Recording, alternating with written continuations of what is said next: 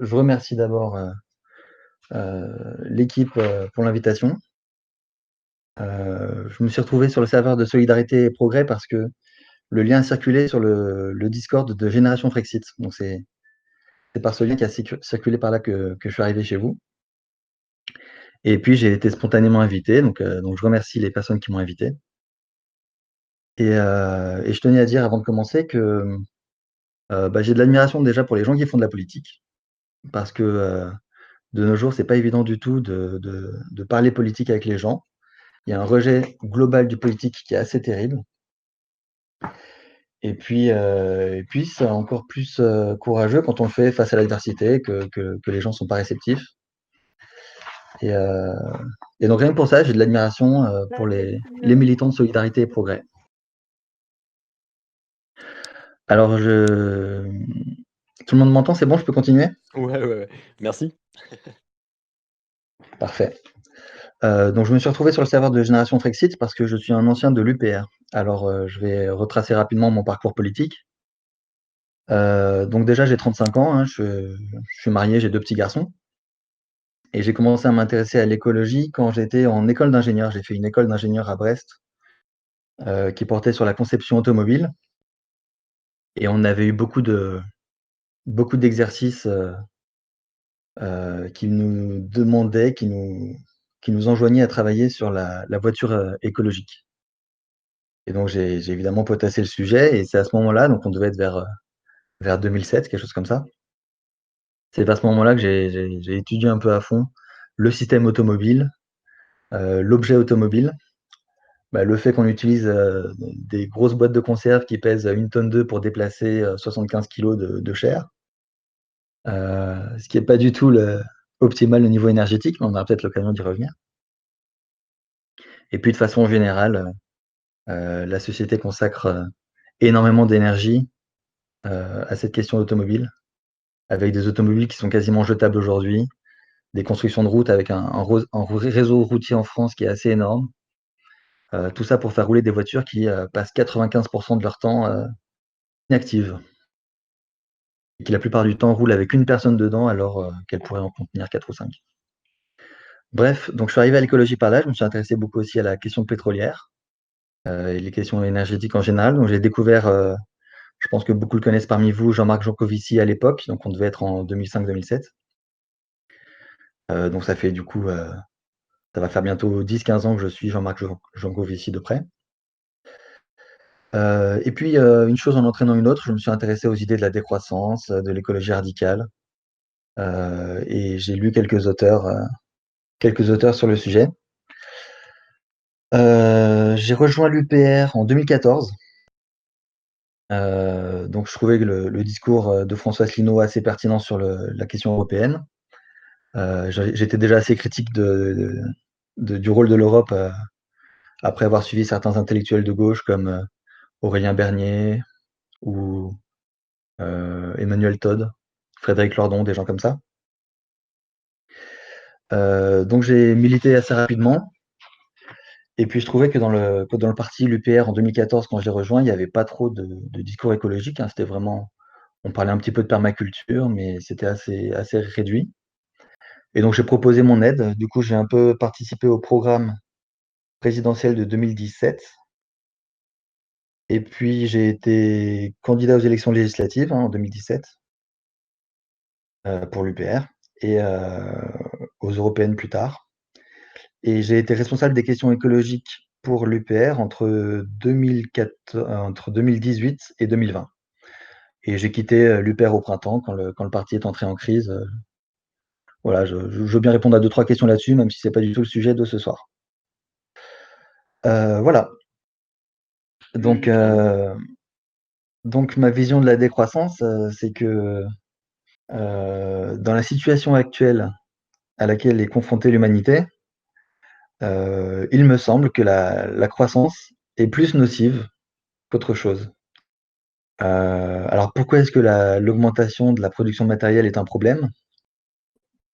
D'une part, passé un certain seuil, l'augmentation de production matérielle n'apporte pas de bonheur. Il y a un effet de seuil, alors qui est pas total, hein, mais qui est qui peut être lu dans certaines études sur le bonheur, qui dit qu'à partir de 18 000 $ par an, en ordre de grandeur, ben, avoir un revenu supplémentaire, avoir un niveau matériel supplémentaire n'apporte pas de bonheur, heu et apporte des maigres satisfactions, voire de l'insatisfaction. Et donc je suis aussi militant de la décroissance parce que, non seulement la croissance matérielle, passé un certain seuil, n'apporte pas de bonheur, mais la croissance est extrêmement dépendante de flux physiques. Et il se trouve que depuis quelques décennies, les flux physiques qui servent l'économie, globale, sont montés à des niveaux qui me semblent tout à fait excessifs, ce qui produit à la fois de la rareté de ressources, donc on détruit de la ressource et on prive, à la fois des zones géographiques aujourd'hui, mais surtout, l'humanité plus tard, de ressources, énergétiques concentrées, par exemple avec le pétrole. Hem et puis, donc ça c'est l'amont. Et puis en aval, on a un système, productif qui produit tout un tas de sous-produits, donc des choses indésirables comme des déchets, des particules plastiques, des pesticides, qui restent, qui persistent dans l'environnement après avoir été utilisés, et puis, du dioxyde de carbone qui s'accumule dans l'atmosphère année après année. Donc je ne sais pas si j'ai quelques climato-sceptiques ou climato-réalistes, les auditeurs ce soir. Moi je suis résolument climato-croyant si vous voulez. Donc voilà, en bref, pourquoi je suis décroissant. Et je crois que de toute façon, la croissance, qu'on la veuille qu'on la veuille à des niveaux de 2 de 5, ou qu'on veuille aller la chercher avec les dents, comme disait Nicolas Sarkozy, de toute façon, il me semble que ce sera de plus en plus difficile d'aller chercher des points de croissance supplémentaires. Hem, Parce que quand on observe la croissance en France ces dernières décennies, il y a une tendance lourde à la baisse. Donc depuis les 30 glorieuses, on n'a fait que avoir des résultats de croissance de moins en moins bons, du point de vue de ceux qui souhaitent la croissance évidemment. Et puis, comme je le disais, puisqu'on détruit de la ressource, on risque de manquer de ressources suffisantes pour non seulement croître, mais simplement maintenir le système économique à ses niveaux actuels. Et alors on peut parler de pétrole, on peut parler de plein de ressources, hein. Il y a un certain nombre de personnes qui ont un peu théorisé la généralisation du pic pétrolier à l'ensemble des ressources, et donc qui imaginent qu'on puisse avoir un pic d'exploitation du sable, un pic de production du béton, un pic de production du cuivre, et cetera, et cetera. Et par manque de quantité énergétique disponible, on pourrait être confronté à plus ou moins brève échéance à une décroissance forcée, à une récession forcée pour ces raisons-là. Si par malheur, on devait trouver une, source d'énergie abondante et bon marché, eh bien on aurait, l'humanité serait libérée de la contrainte énergétique et pourrait laisser libre cours à tout un tas de projets de grande ampleur, hem et si on l'analyse en définitive, pourrait, faire croître le système économique jusqu'à ce que ces effets, nocifs dépassent les capacités d'absorption de la Terre. Et donc on est, si on se libère de la contrainte amont, qui est le fait de manquer d'énergie, si on s'en libère, alors on augmentera le risque sur la contrainte aval, c'est-à-dire le fait qu'on aura trop de déchets, trop de carbone dans l'atmosphère, et cetera. Voilà, alors, je dis pas qu'il y a pas de génie humain, je dis pas que la technologie est figée pour l'éternité. Je suis assez sceptique sur le progrès technique. J'estime que depuis, le moteur électrique et la machine à laver, et depuis le transistor, l'humanité n'a pas inventé grand-chose de très intéressant. Quand on voit le mouvement actuel, par exemple, d'ubérisation, on n'est que dans la queue de comète d'un mouvement qui a commencé avec l'invention du transistor, qui consiste à informatiser un peu tout et n'importe quoi. et je pense pas que le progrès technique soit de nature à solutionner quoi que ce soit dans cette histoire. Voilà, j'ai dit ce que je voulais vous dire en introduction Alors, je suppose que et ça, ce j'attends sont vos tes... questions. Merci beaucoup. Je pense que ça, du coup, en fait, ce sont tes motivations également derrière la question de la souveraineté et la question, en fait, d'une économie souveraine et face à un globalisme du commerce en particulier. Ah oui, ça c'est Est-ce que une, tes motivations, disons, souverainistes vont au-delà de la question du protectionnisme commercial? oui, moi je suis un partisan de la démondialisation, donc qui inclut non seulement, une dimension protectionniste, mais également, une dimension internationaliste où chaque pays, est solidaire des autres. Donc on essaie de supprimer les rapports de domination, de colonisation ou de néocolonialisation et heu et le tout dans un univers où on réduit les flux de marchandises, pour que chaque région, chaque nation fonctionne de manière, alors pas tout à fait autarcique, hein, mais un peu plus autonome, disons. Donc oui, oui, je suis pas un écologiste façon Europe Écologie Les Verts. Je suis contre l'intégration européenne.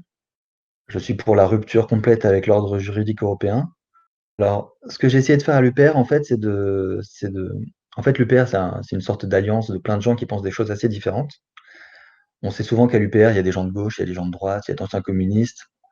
Mais il y a aussi des écologistes, hein, comme moi, des profils un peu comme moi, qui sont pour la décroissance, la démondialisation, et qui font le reproche à l'Union européenne de verrouiller un système mondialisé, et qui préféraient que les nations fonctionnent avec du commerce international, hein, c'est pas l'idée, c'est pas de le supprimer, mais avec quand même des flux physiques largement diminués, et puis et surtout moins de déstabilisation due à des concurrences qui sont qualifiées de non faussées, mais qui sont en fait complètement déloyales, puisqu'on ouvre les marchés, par exemple français, avec, avec des entreprises, en mettant des entreprises françaises qui payent les gens au SMIC et qui respectent un certain nombre de lois et de normes écologiques, avec des entreprises de très loin qui payent les travailleurs, voire des demi-esclaves au lance-pierre et qui n'ont pas de contraintes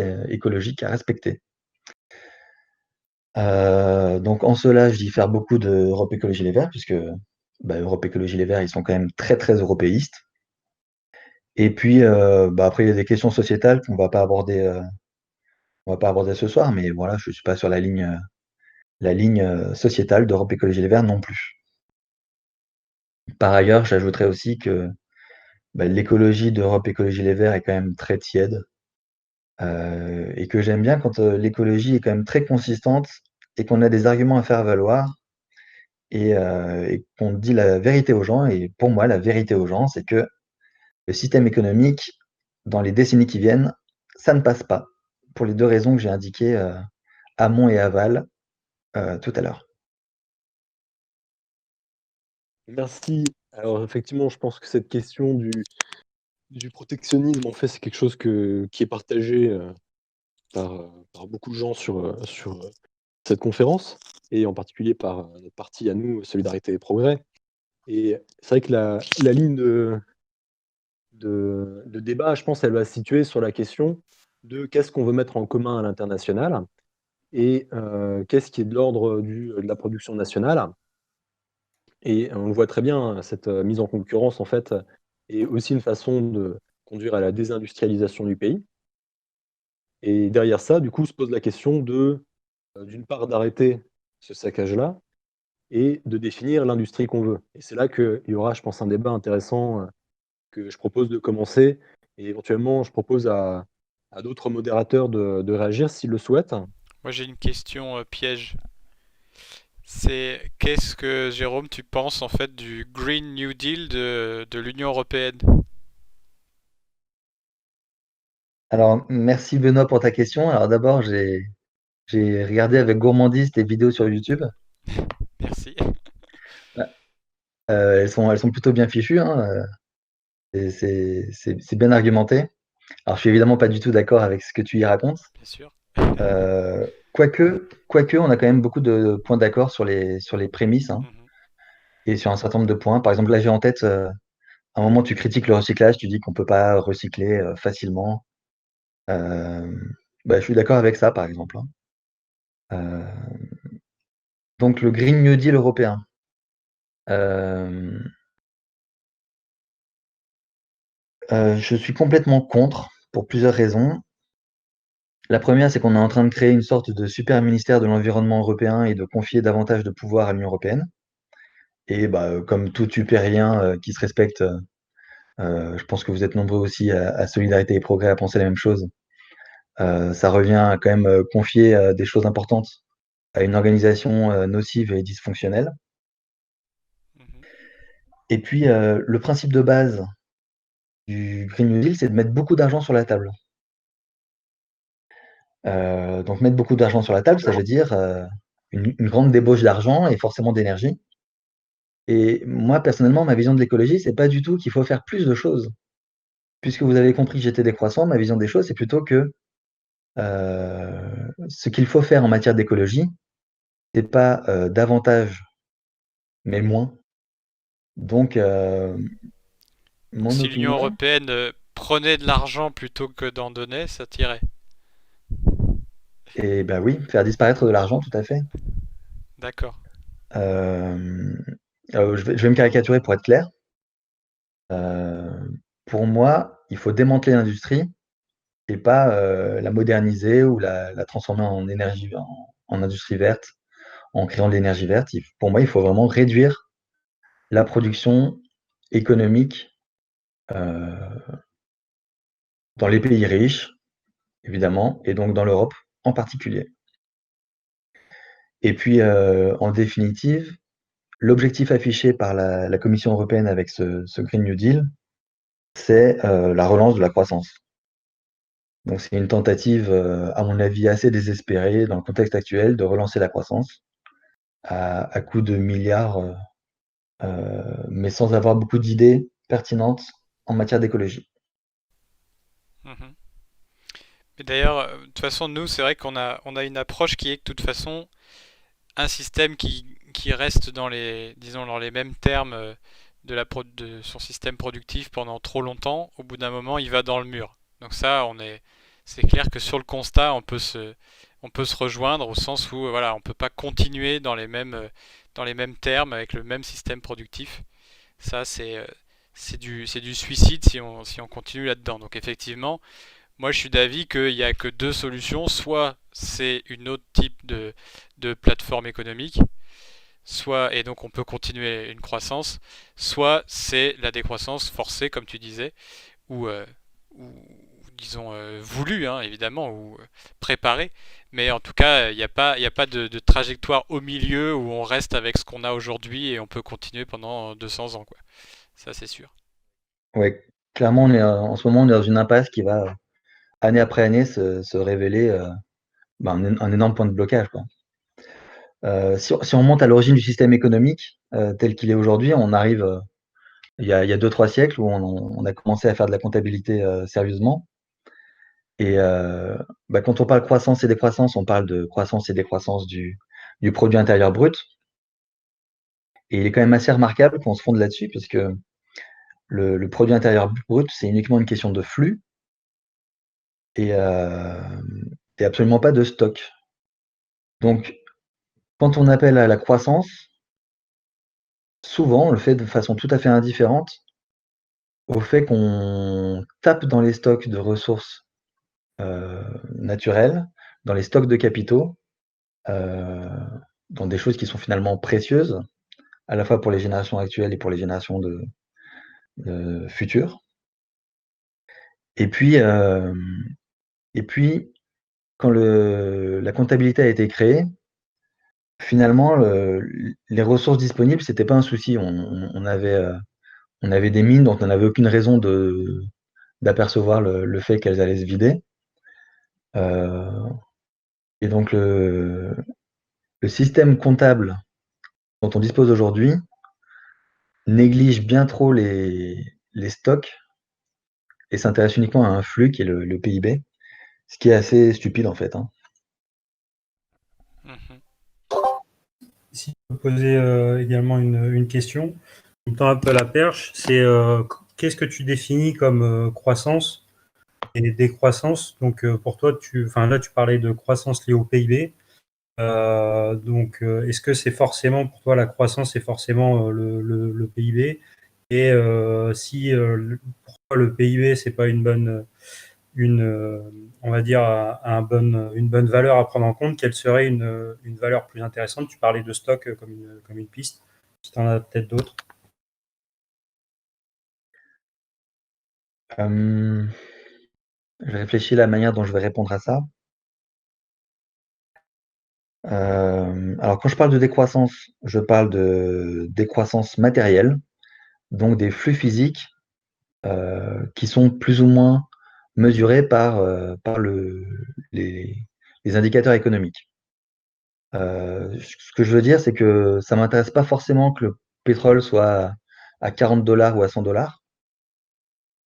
Ce qui va m'intéresser, c'est est-ce qu'on va être capable dans 10 ans, dans 20 ans, de produire la même quantité de pétrole qu'aujourd'hui. Donc on est sur des indicateurs de croissance qui sont des indicateurs purement matériels de choses extrêmement concrètes comme du pétrole, des métaux, des minerais, euh, du phosphate, voilà, des choses très très concrètes, mais qui sont quand même pas si mal mesurées par des indicateurs économiques, hein.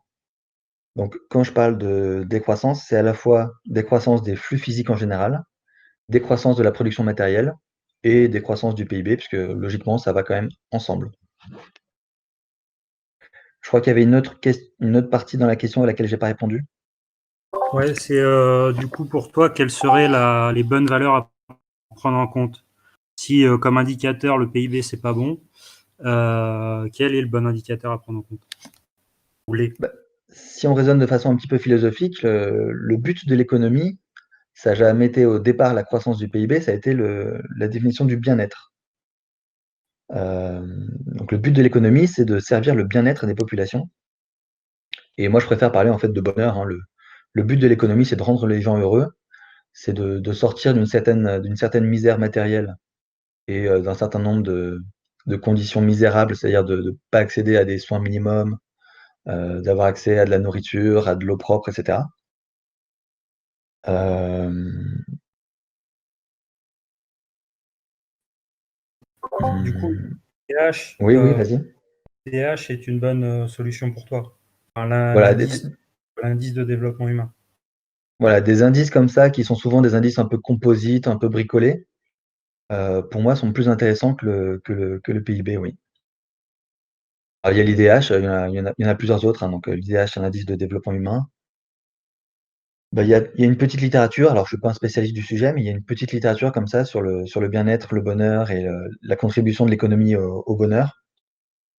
Moi, comme je vous l'ai dit au tout début, je pense que la croissance économique, passé un certain seuil, n'apporte pas de bonheur. Et au contraire, moi je pense qu'un système économique qui se développe à des niveaux très élevés a toutes les chances de créer de l'insatisfaction chronique, de l'aliénation, surtout dans un contexte comme on le connaît d'inégalité croissante. Est-ce qu'on peut prendre des questions, Antoine? Je te pose la question pour reprendre des questions du fil, questions conférence. Ouais, il y a Bruno qui s'impatiente là. Bien sûr, tout le monde s'impatiente. Allez. Il y a deux questions, c'est quelles sont tes actions en tant que militant décroissant et que proposes-tu concrètement parlant de faire Ouais, il y a deux finalement? questions. Ouais. C'est Bruno et Chérine qui posent ces questions. Voilà. T'es très attendu sur la question de ton engagement, quoi.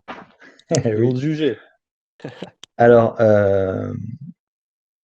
je me rappelle il y a quelques années, ça devait être il y a une petite dizaine d'années, Cécile Duflot, qui était, euh, qui était cadre à Europe Écologie Les Verts, elle était peut-être déjà présidente du parti, ou je ne sais plus comment on dit, secrétaire fédérale ou pas. Elle était partie en voyage de noces quelque part, ça devait être l'île de la Réunion, quelque chose comme ça. Elle était partie en avion et ça avait fait des gros débats chez eux. Moi, je considère que on n'est pas obligé d'être exemplaire sur la question écologique. C'est-à-dire qu'on peut très bien être extrêmement critique de la société de croissance, tout en souhaitant quand même vivre, non pas comme un écolo-modèle, mais comme quelqu'un de lambda, quoi, quelqu'un de normal. Donc je vis pas au milieu des arbres, même si j'ai beaucoup d'admiration pour les gens qui prennent comme ça des décisions radicales. Je vis de façon tout à fait normale. J'ai un appartement de 100 mètres carrés pour 4, qui est en location. Je suis chauffé au gaz naturel. Donc voilà, rien n'est parfait. Ce que je fais assez peu de voitures. On s'est installé dans un centre-ville pour pouvoir vivre sans voiture, au moins en partie. Euh, quand je, quand je vais au travail, j'y vais en vélo. Alors il se trouve qu'en ce moment, en plus, je suis en congé parental, donc en ce moment, je vais pas au travail, je m'occupe beaucoup de mes 2 enfants.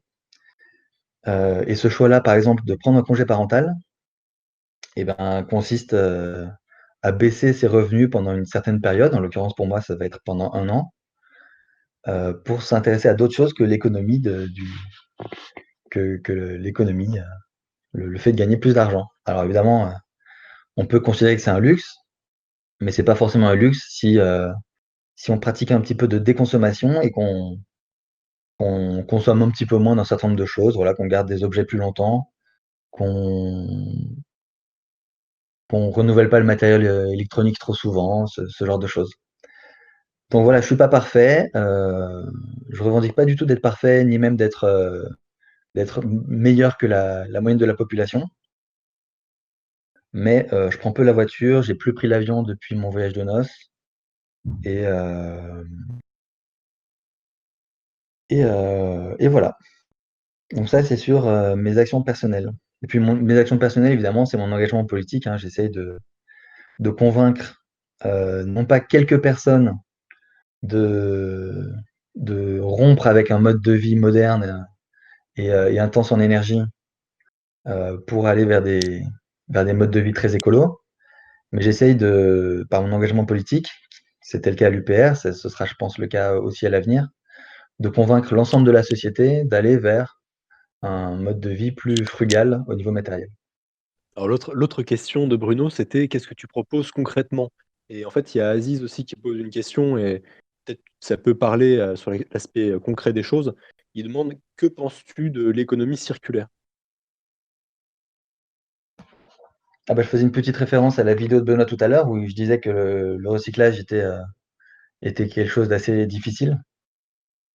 Bah, c'est vrai de façon assez générale et donc l'écologie circulaire, c'est un idéal théorique, mais en pratique, c'est pas facile à réaliser, voire très, très, très difficile à réaliser. Les travaux de Philippe Biwix sur le sujet sont très, très intéressants. Sur le que faire, heu, en fait, on se confronte à une série de paradoxes qui sont très difficiles à surmonter. Heu, le système économique tel qu'il est complètement, instable en période de décroissance. C'est-à-dire que quand on est confronté à une récession, il est assez facile que cette récession s'amplifie de façon incontrôlée par des séries de faillites et des systèmes, comment dire? Des parties du système économique qui tombent les unes après les autres, par, manque de clientèle et donc sont obligés de fermer la porte. Moi, ce que je prône et c'est un chantier beaucoup plus grand que moi, c'est qu'on change complètement les règles économiques, qu'on attache beaucoup de plus d'importance au capital et notamment le capital naturel, quitte à lui donner une valeur économique s'il le faut. Je sais que les écologistes en général détestent ça, donner un prix à la nature, mais ça peut être une approximation moins pire qu'autre chose. Donc je suis pour on attache beaucoup plus d'importance à conserver du capital naturel, à conserver de la ressource et à augmenter les ressources qui se renouvellent, beaucoup plus qu'au PIB qui est donc, comme je le disais, une logique de flux et de transformer de la ressource, chaque année. Et pour ça, avec un système économique qui reste à inventer très largement, il faut, selon moi, démanteler assez largement les industries, et en particulier les grandes industries énergétiques, celles qui consomment le plus d'énergie. Je pense au transport par bagnole, je pense au béton, je pense à ces choses-là. Voilà, donc je suis le partisan d'un démantèlement partiel du système industriel. Et pour toute une série de secteurs, je pense qu'on devrait revenir à des logiques d'artisanat plutôt que d'industrie. Sur la question de la monétisation de la nature, souvent en fait les écologistes en fait ont recours à des économistes pour, mettre en avant les services qu'ils appellent les services écosystémiques. Ça peut être Ouais. l'épuration de l'eau par les sols, ça peut être, heu, disons la protection contre, les inondations, si l'eau s'infiltre mieux ou autre. Et c'est une vision effectivement qui est intéressante, mais généralement elle n'est pas pondérée avec les nuisances naturelles. On n'évalue pas les nuisances naturelles et c'est souvent une vision qui est manipulée, une vision, économie, un peu, voilà, scientifique, qui s'appuie sur des données, mais qui du coup, en fait, ne prend pas en compte les avantages qu'on aurait à aménager la nature et ça, c'est un problème, dans aujourd'hui l'idéologie qui règne chez ces, économistes,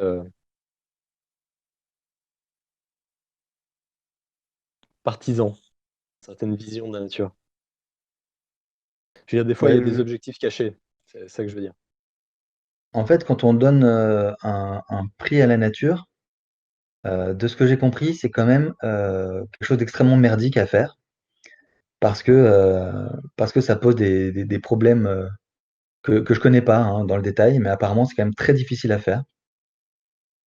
Moi, quand je parle de donner un prix à la nature, je pense pas tellement au système, à la valeur des services rendus écosystémiques. Je pense plutôt, par exemple, si on prend 1 hectare de sol et qu'on estime qu'on le détériore de 1% par an, voilà, on essaie de mettre un prix là-dessus. C'est des choses qui sont plus concrètes, plus simples que la notion de service écosystémique et qui, à mon avis, suffisent. Mais De la en même façon, on revanche, pourrait, oui, vas-y. cette même méthode économique pourrait justifier d'aménager, d'aménager des sols qui sont pauvres pour les améliorer, voire même en fait de dessaler massivement de l'eau pour irriguer des zones, semi-désertiques. Et là, on voit que ça devient une écologie de l'aménagement du territoire qui est libérée d'une vision que l'homme est mauvais et que de toute façon tout ce qu'il fait, c'est de détruire la nature et que donc on va essayer d'évaluer économiquement pour, faire accepter, de réduire les grands projets et on peut tout aussi bien retourner cet argument pour faire le contraire. Alors j'ai des petits soucis avec ce que tu viens de dire. Quand tu dis aménager, en fait, il y a toujours une nature qui préexiste, hein, même en milieu désertique, par exemple, il y a une nature qui préexiste. Donc il y a une certaine dimension, sacrée, c'est-à-dire tu détruis pour mettre à la place.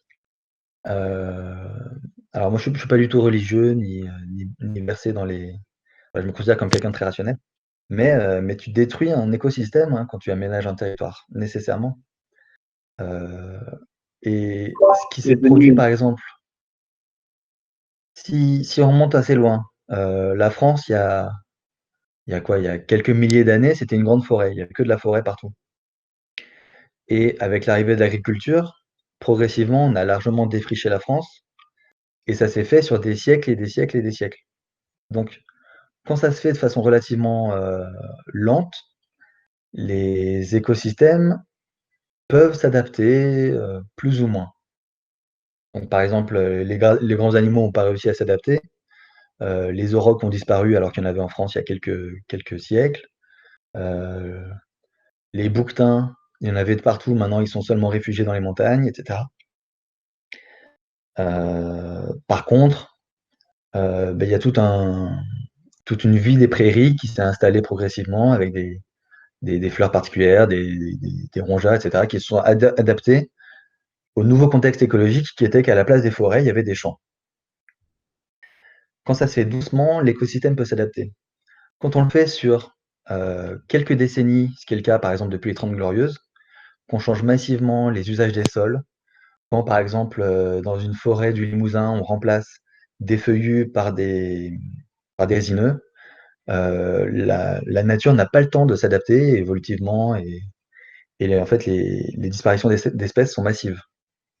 Donc l'aménagement du territoire, je suis vraiment très prudent là-dessus, sachant que pour moi l'aménagement du territoire c'est vraiment le cœur de la politique. Quand on remonte à la racine du mot politique, la politique c'est l'aménagement de la cité quand même, du mot police.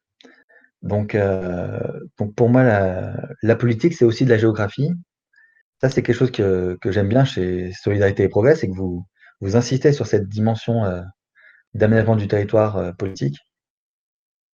Mais voilà, pour moi, l'aménagement du territoire doit se faire en respectant la nature et donc sans mettre sous cloche les milieux, en essayant d'éviter les bouleversements auxquels les espèces végétales et animales ne peuvent pas s'adapter. Alors, si je peux, par rapport à ça, certes, c'est clair que l'aménagement du territoire doit prendre en compte le rythme des choses, aussi bien environnementaux que sociaux. L'importance des élus locaux dans l'aménagement du territoire, c'est en bonne partie cette question de la relation entre la politique nationale et la politique locale, enfin les gens sur place.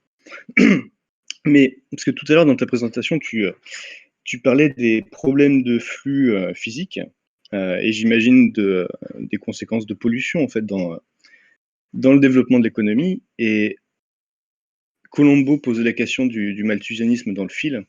Je pense que ça touche à ça, parce que pour moi, la cause, elle n'est absolument pas celle du développement des gens, en fait. Enfin, je voudrais savoir justement, pour toi, quelle est la cause de ces dérèglements dans les flux physiques et ces problèmes de pollution. Est-ce que c'est la bêtise ou est-ce que c'est le développement des gens? Si c'est la bêtise, ça n'empêche absolument pas qu'on continue à développer l'économie, qu'on augmente les flux, qu'on les fasse mieux, certes, mais qu'on continue à les développer et qu'on puisse développer la population. Sinon, ça pose la question du malthusianisme que soulève Colombo. Alors, c'est une question effectivement qui revient très souvent quand on parle d'écologie, cette question du malthusianisme. Est-ce que la Terre peut compter 10 milliards d'habitants, 12 milliards d'habitants? Est-ce qu'il n'y a pas un chiffre optimal de population qui serait soit supérieur, soit inférieur à ce qu'on a aujourd'hui? Je sais qu'il y a des écologistes, enfin certains écologistes qui appartiennent à certaines traditions peut-être différentes de la mienne, qui considèrent que voilà, un bon niveau d'humanité, on ne serait pas plus de 1 milliard. Ce qui pose des questions extrêmement tabous comme qui est en trop? Voilà.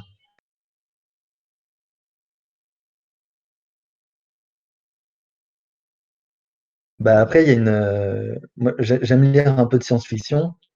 Dans le cycle d'Isaac Asimov, on a la planète Trantor, c'est une planète qui est entièrement recouverte de plusieurs étages de bâtiments et qui, pour persévérer, est obligée de faire venir en permanence depuis d'autres astres du minerai, de quoi faire manger la population, etc. On peut tout imaginer. Oh là, oh là, oh là. Anna, Anna, Anna. Bon,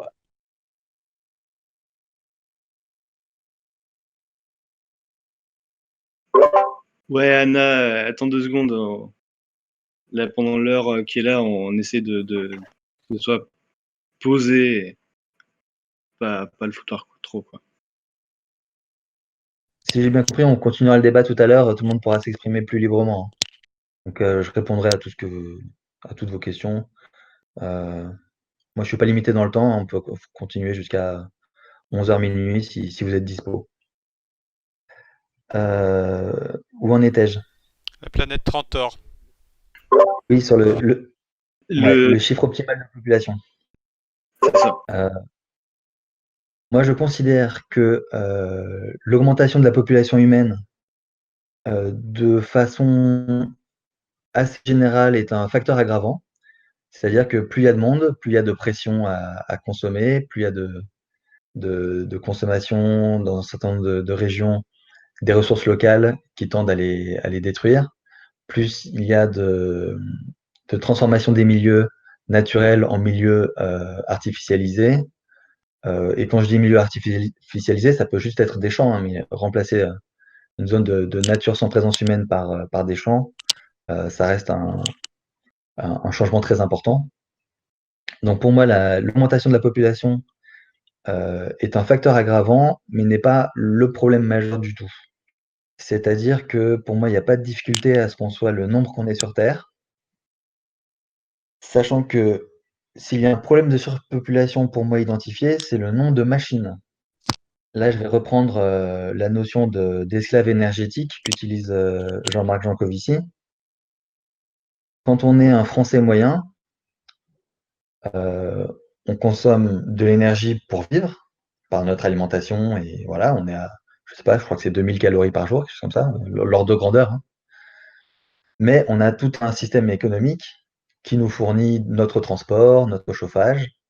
Et c'est un petit peu comme si on avait des gens qui pédalent en permanence dans le système économique sous forme de machines, donc des tracteurs, des avions, des voitures, puis tout un tas de machines industrielles dont on ne connaît pas comment dire, leur nom parce que ce sont des objets très étranges qui sont dans les usines auxquelles on n'a pas toujours accès. Bref, on a tout un système de machines qui, lui, pose problème. Parce que c'est ce système de machines qui a besoin de quantités excessives d'énergie, de quantités excessives de ressources, et qui produit en quantité excessive du réchauffement climatique, des pollutions diverses et variées. Donc, je suis pour la dépopulation des machines. Je pense qu'on peut très bien être plusieurs milliards de plus sur cette planète, à condition que on œuvre à une réduction de la population des machines et qu'on réduise l'ampleur énergétique de notre système économique. Mais tu penses vraiment que Et, en fait, tu penses pas qu'il y a un lien très clair entre le développement des machines et la capacité de peuplement? Que si tu dépeuples les machines, tu dépeuples les gens? je pense que c'est effectivement possible, c'est quelque chose de plus subtil que ce que je viens de dire. Mais je maintiens complètement qu'on est dans une surpopulation de machines, c'est-à-dire que au niveau actuel de transformation du pétrole et des métaux, on est dans une situation qui est complètement déraisonnable en fait. Pour moi, sur le plan historique, pour moi, on a atteint des niveaux qui ont dépassé depuis longtemps. Intuitivement, je dirais depuis les années 60-70, on a dépassé depuis longtemps les capacités de la planète à, à absorber un tel niveau de consommation énergétique et de production matérielle. C'est peut-être là qu'on peut intervenir la question de Renard Jaune, du coup. Ouais. S'il veut la poser tout de suite. Je sais pas, à l'oral ou on la pose pour lui. Ah, vas-y, pose-la pour moi, si tu veux, Benoît. Bah non, t'es là, vas-y. Sois pas timide. Dans ton introduction, tu as dit à un moment, si on trouvait une ressource énergétique abondante, malheureusement, l'humanité ne pourrait que laisser libre cours à ses idées. Donc, par exemple, nous, ce qu'on défend à Solidarité Progrès, des politiques de grands projets, de la haute technologie, par exemple, comme la fusion thermonucléaire. Je prends pour exemple. Et donc, tu dis, et on risquerait d'augmenter les déchets et le carbone. Alors moi, je voudrais prendre l'exemple d'une technologie qui nécessite une haute densité de flux d'énergie, c'est-à-dire une puissance en watts à un moment T, pas en consommation, mais en puissance spontanée, en ampérage sur le moment. Ça demande une grosse puissance, c'est la torche à plasma. Donc, si on a la fusion thermonucléaire, on est capable de chauffer la matière. Il y a 3 niveaux de matière qu'on connaît. Il y a le solide, liquide, gazeux. Et là, on pourrait le faire passer à un 4e niveau, un 4e état, la matière, en la chauffant à un stade suffisant avec la fusion thermonucléaire, la torche à plasma, ce qui permet en fait d'éclater la matière et de littéralement l'atomiser, c'est-à-dire que les atomes vont se désolidariser les uns les autres, et ensuite par des systèmes de centrifugeuses, d'aimants, de tout ce qu'on peut imaginer, de récupérer la matière et même au passage de produire de l'énergie. Donc ce serait l'idée en fait, c'est de pouvoir recycler tout ce qu'on a, tous nos soi-disant déchets, pouvoir les recycler pour retrouver des matériaux encore plus purs que ce qu'on avait à la base. Et donc je profitais dans ma question pour dire rien ne se perd, tout se transforme. Qu'en penses-tu? Alors, évidemment, quand on consomme un métal, il n'est pas détruit, c'est-à-dire que les particules continuent à exister. Simplement, il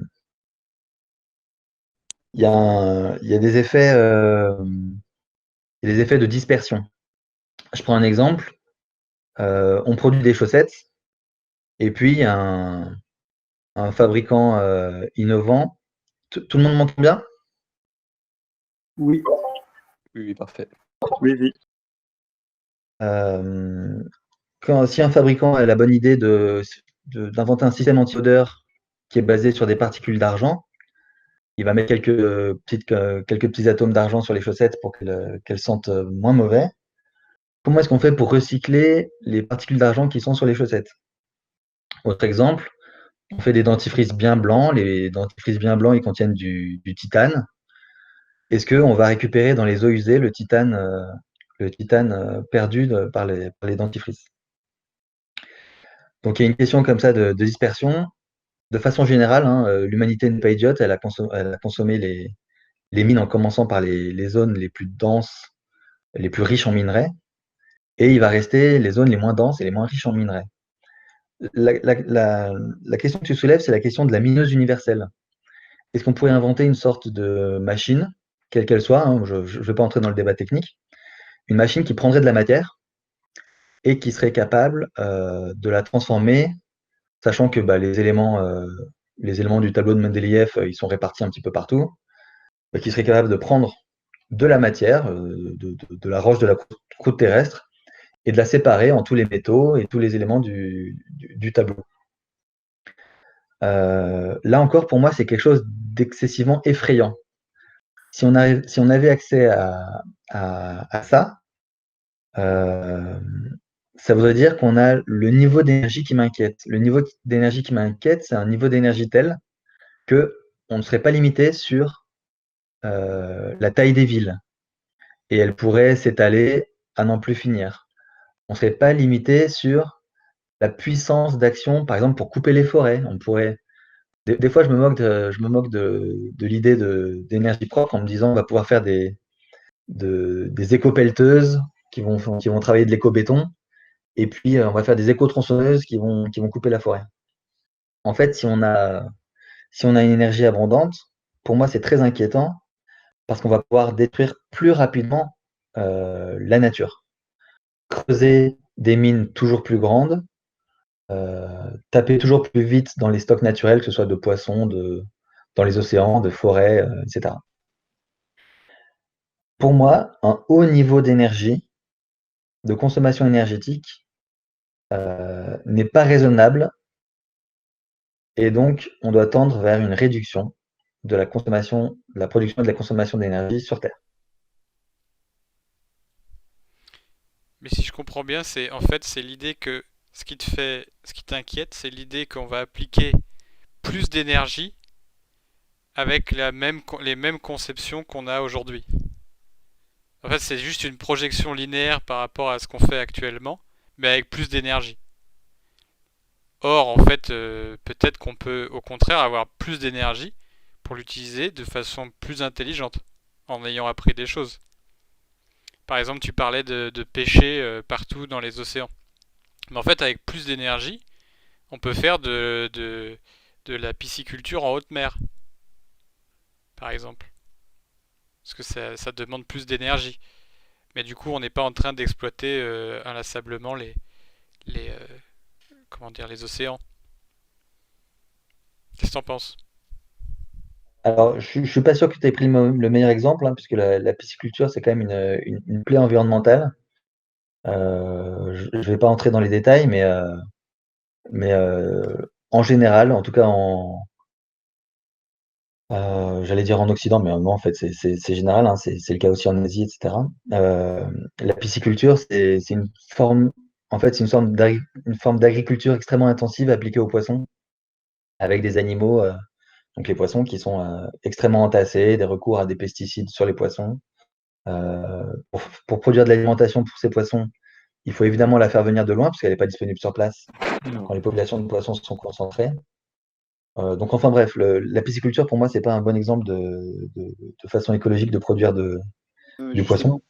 si je puis me permettre, Oui. ce que Benoît faisait, je crois comprendre, c'est la différence entre la pisciculture qu'on fait aujourd'hui et la pisciculture en haute mer qui nécessite plus d'énergie. Donc, ayant plus d'énergie, on pourrait faire ce genre de pisciculture qui résoudrait les problèmes environnementaux qu'on a aujourd'hui. Donc, c'est pas à défendre la pisciculture telle qu'elle est faite aujourd'hui. Écoutez, moi, je raisonne avec l'économie telle qu'elle est aujourd'hui, avec les technologies telles qu'elles sont aujourd'hui. Je ne suis pas du tout contre imaginer ce que ça pourrait être demain si on agissait avec plus de sagesse. Il y a évidemment d'énormes marges de manœuvre à faire un usage plus pertinent de l'énergie. Il y a quand même des secteurs énergétiques qui gaspillent l'énergie de façon considérable. Mais je maintiens ce raisonnement de base qui est que trop d'énergie, pour moi, c'est un problème. Vous êtes en train de m'opposer le fait qu'avec de la sagesse, on pourrait avoir beaucoup d'énergie, mais l'utiliser de façon très sage, en essayant de ne Exactement. pas nuire à l'environnement. C'est le mot, la sagesse. Ma conception de la sagesse, c'est la tempérance. C'est rien de trop. Tout ce qui est excessif est nuisible. Et moi, je pense que la sagesse aujourd'hui, c'est comme je dis depuis le début, hein, c'est de ramener notre économie globale à des niveaux supportables beaucoup plus faibles que ce qu'on a aujourd'hui. En essayant évidemment de ne pas laisser les populations dans la misère, bien sûr. Il ne s'agit pas de contraindre d'autres que nous à ne plus consommer d'énergie. Il s'agit en premier lieu pour les pays très riches. Moi, j'appelle ça la pointe riche du monde, hein. C'est en gros 1 ou 2 milliards de personnes sur Terre qui sont la partie riche du monde. En gros, c'est ceux qui ont une voiture et qui prennent l'avion. Pour moi, c'est de ce côté-là qu'il faut trouver un nouveau mode de vie qui peut être, à mon avis, extrêmement satisfaisant sur le plan humain, sans doute un petit peu moins confortable, parce que les usages principaux de l'énergie, c'est quand même des choses très confortables, hein. C'est pouvoir aller voir mamie à 500 km en quelques heures de façon extrêmement libre, pouvoir chauffer sa salle de bain le matin à 22 degrés et puis avoir une douche chaude qui peut durer une demi-heure. Voilà, ça c'est du confort. Moi, je prône un mode de vie qui va sans doute taper dans la dimension du confort, mais pour réintégrer les limites que peut supporter comment dire, la nature, tout simplement. La biosphère humaine, la biosphère. Et ça, c'est pas des limites, qui sont, établies, c'est par rapport, en fait, à une question culturelle et une représentation de la nature que tu te fais. Heu, je pense que ça serait intéressant si Chérine veut réagir et donner un peu un sens de ça. Je pense qu'elle a mis quelques questions, commentaires là qui peuvent, quand même assez, je pense, hem, Je trépigne. ouvre la question des limites parce que sinon, en fait, on va débattre dans un cadre, qui ne pourra pas s'élargir. Et oui. Bah, ouais, justement, moi, si je pouvais formuler un peu la question, ce serait de dire, d'où toi, Jérôme, comment tu as pu faire ton cheminement pour arriver à comprendre où se situe la limite? Ou, si tu n'en es pas encore arrivé à pouvoir déterminer cette limite, quelle démarche, tu comptes entreprendre? Qui tu vas aller, lire comme scientifique, comme pionnier de l'écologie scientifique pour avoir des bases rationnelles et universelles sur cette limite. Alors, je ne vais pas me référer à un pionnier, je vais tout simplement me référer à l'ensemble des débats que les scientifiques ont sur la notion d'anthropocène. Les débats sur l'anthropocène sont extrêmement intéressants. Il s'agit de définir à partir de quand est-ce que la planète change d'aire géologique. Et donc, il y a des débats très, très riches sur le sujet. Et la plupart de ces débats, en fait, portent sur des limites extrêmement concrètes. Hem, Et justement, autre quel Oui, genre de vas-y. limites, en fait, concrètement, on doit mettre en place Sur la question des limites, Oui, parce que ces heu, gens qui parlent de l'anthropocène, en fait, ils essaient d'évaluer ça par rapport à un impact, négatif de l'être humain, que ça soit, le climat, que ça soit, le défrichage. Et ils vont remonter dans le temps comme ça, essayer de trouver le moment où, l'être humain a une action significative. Mais si, en fait, tu regardes encore plus loin dans le temps, tu verras que la vie elle-même, en fait, elle a une action significative sur, la croûte terrestre, qui est une croûte, géologique, qui est, inanimée, qui est non vivante. Mais qu'en fait cette, la vie, en fait, a un impact. Et disons, si on remontait très loin dans le raisonnement que tu proposes, en fait, sur, la question d'une sacralisation, des zones désertiques, et en fait, la vie a déjà blasphémé, très fortement, en transformant la croûte terrestre, en transformant l'atmosphère. oui, bien sûr, il n'y a pas de nature, éternelle. Hem, la nature a toujours évolué et coévolué avec, la planète qui elle-même est dans les cycles de Milankovitch, des fois elle est un peu plus chaude, des fois elle est plus froide. Des fois les continents ils forment un supercontinent et puis des fois ils sont un peu dispersés. Il y a même eu des périodes où la planète était entièrement gelée, on appelle ça la terre boule de neige. Donc voilà, la nature est extrêmement, quand on regarde sur les milliards d'années, est extrêmement, changeante. Donc c'est évidemment problématique de dire: «On va mettre la planète sous cloche et l'état actuel, c'est l'état pour toujours». Ça c'est quelque chose qui ne peut pas marcher. Heu, Ceci dit, les bouleversements, des époques lointaines, souvent sont des bouleversements qui sont très étalés dans le temps. Et quand c'est pas le cas, on peut mesurer que ce sont des calamités qui ont pu contribuer à des disparitions, de comment on appelle ça? les Les grandes extinctions de extinctions. masse? Les extinctions de masse, exactement. Donc, sauf à ce que vous vouliez comparer, l'espèce humaine à une calamité comme une météorite, ou des éruptions, volcaniques gigantesques, moi je prendrais pas ça comme référence. Heu, Justement, sur ça, je pense qu'on pourrait, on a le pouvoir, hein, avec, nos technologies destructrices, on a le pouvoir d'éliminer, la planète, d'éliminer ce qui est vivant dessus, la bombe nucléaire, ce genre de truc.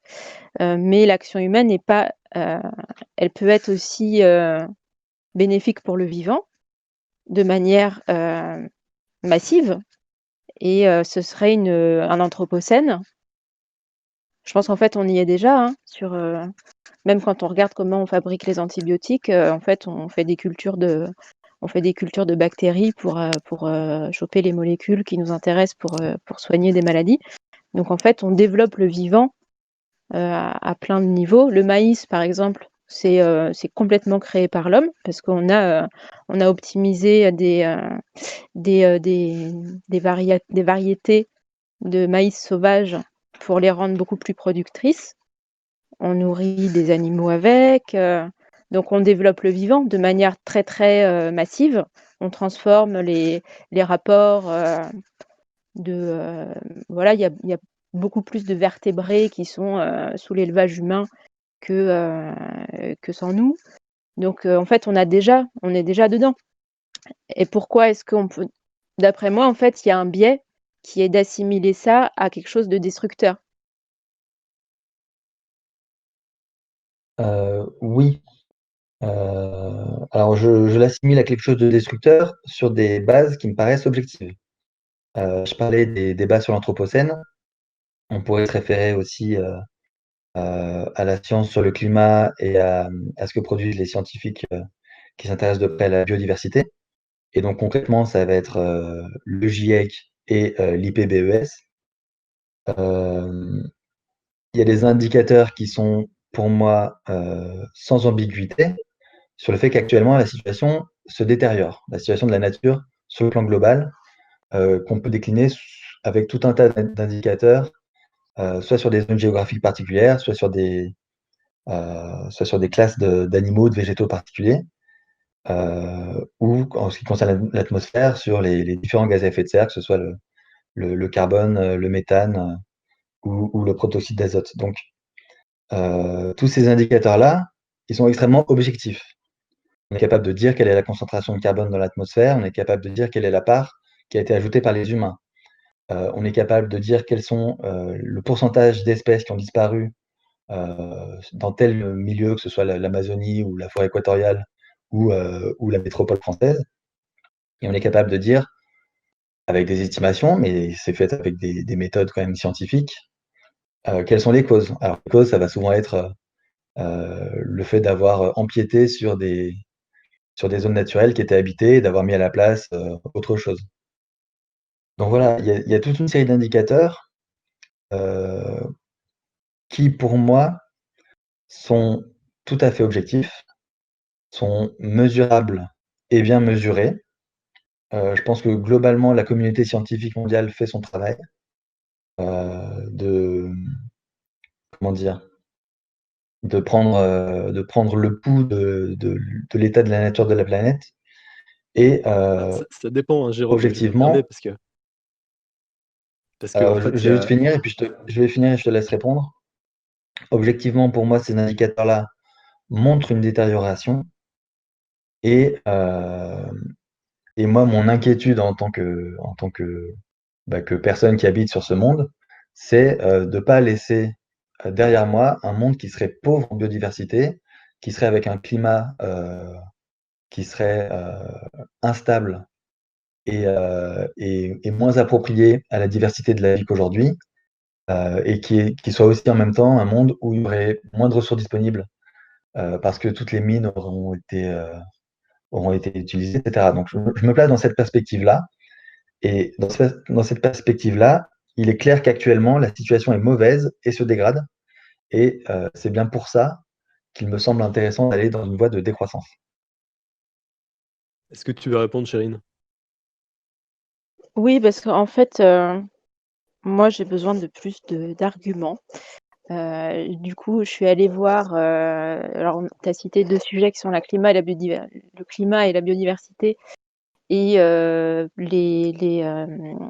les discussions autour du climat, pour moi, sont assez difficiles d'accès parce que, faudrait que je me penche dessus et je suis un petit peu allergique au contenu parce que bon, c'est un peu loin de mes conceptions, enfin de mes capacités scientifiques, tout simplement. Mais du coup, j'ai profité des choses qui commençaient à sortir sur la biodiversité pour aller voir un petit peu. Et j'ai pu voir des conférences et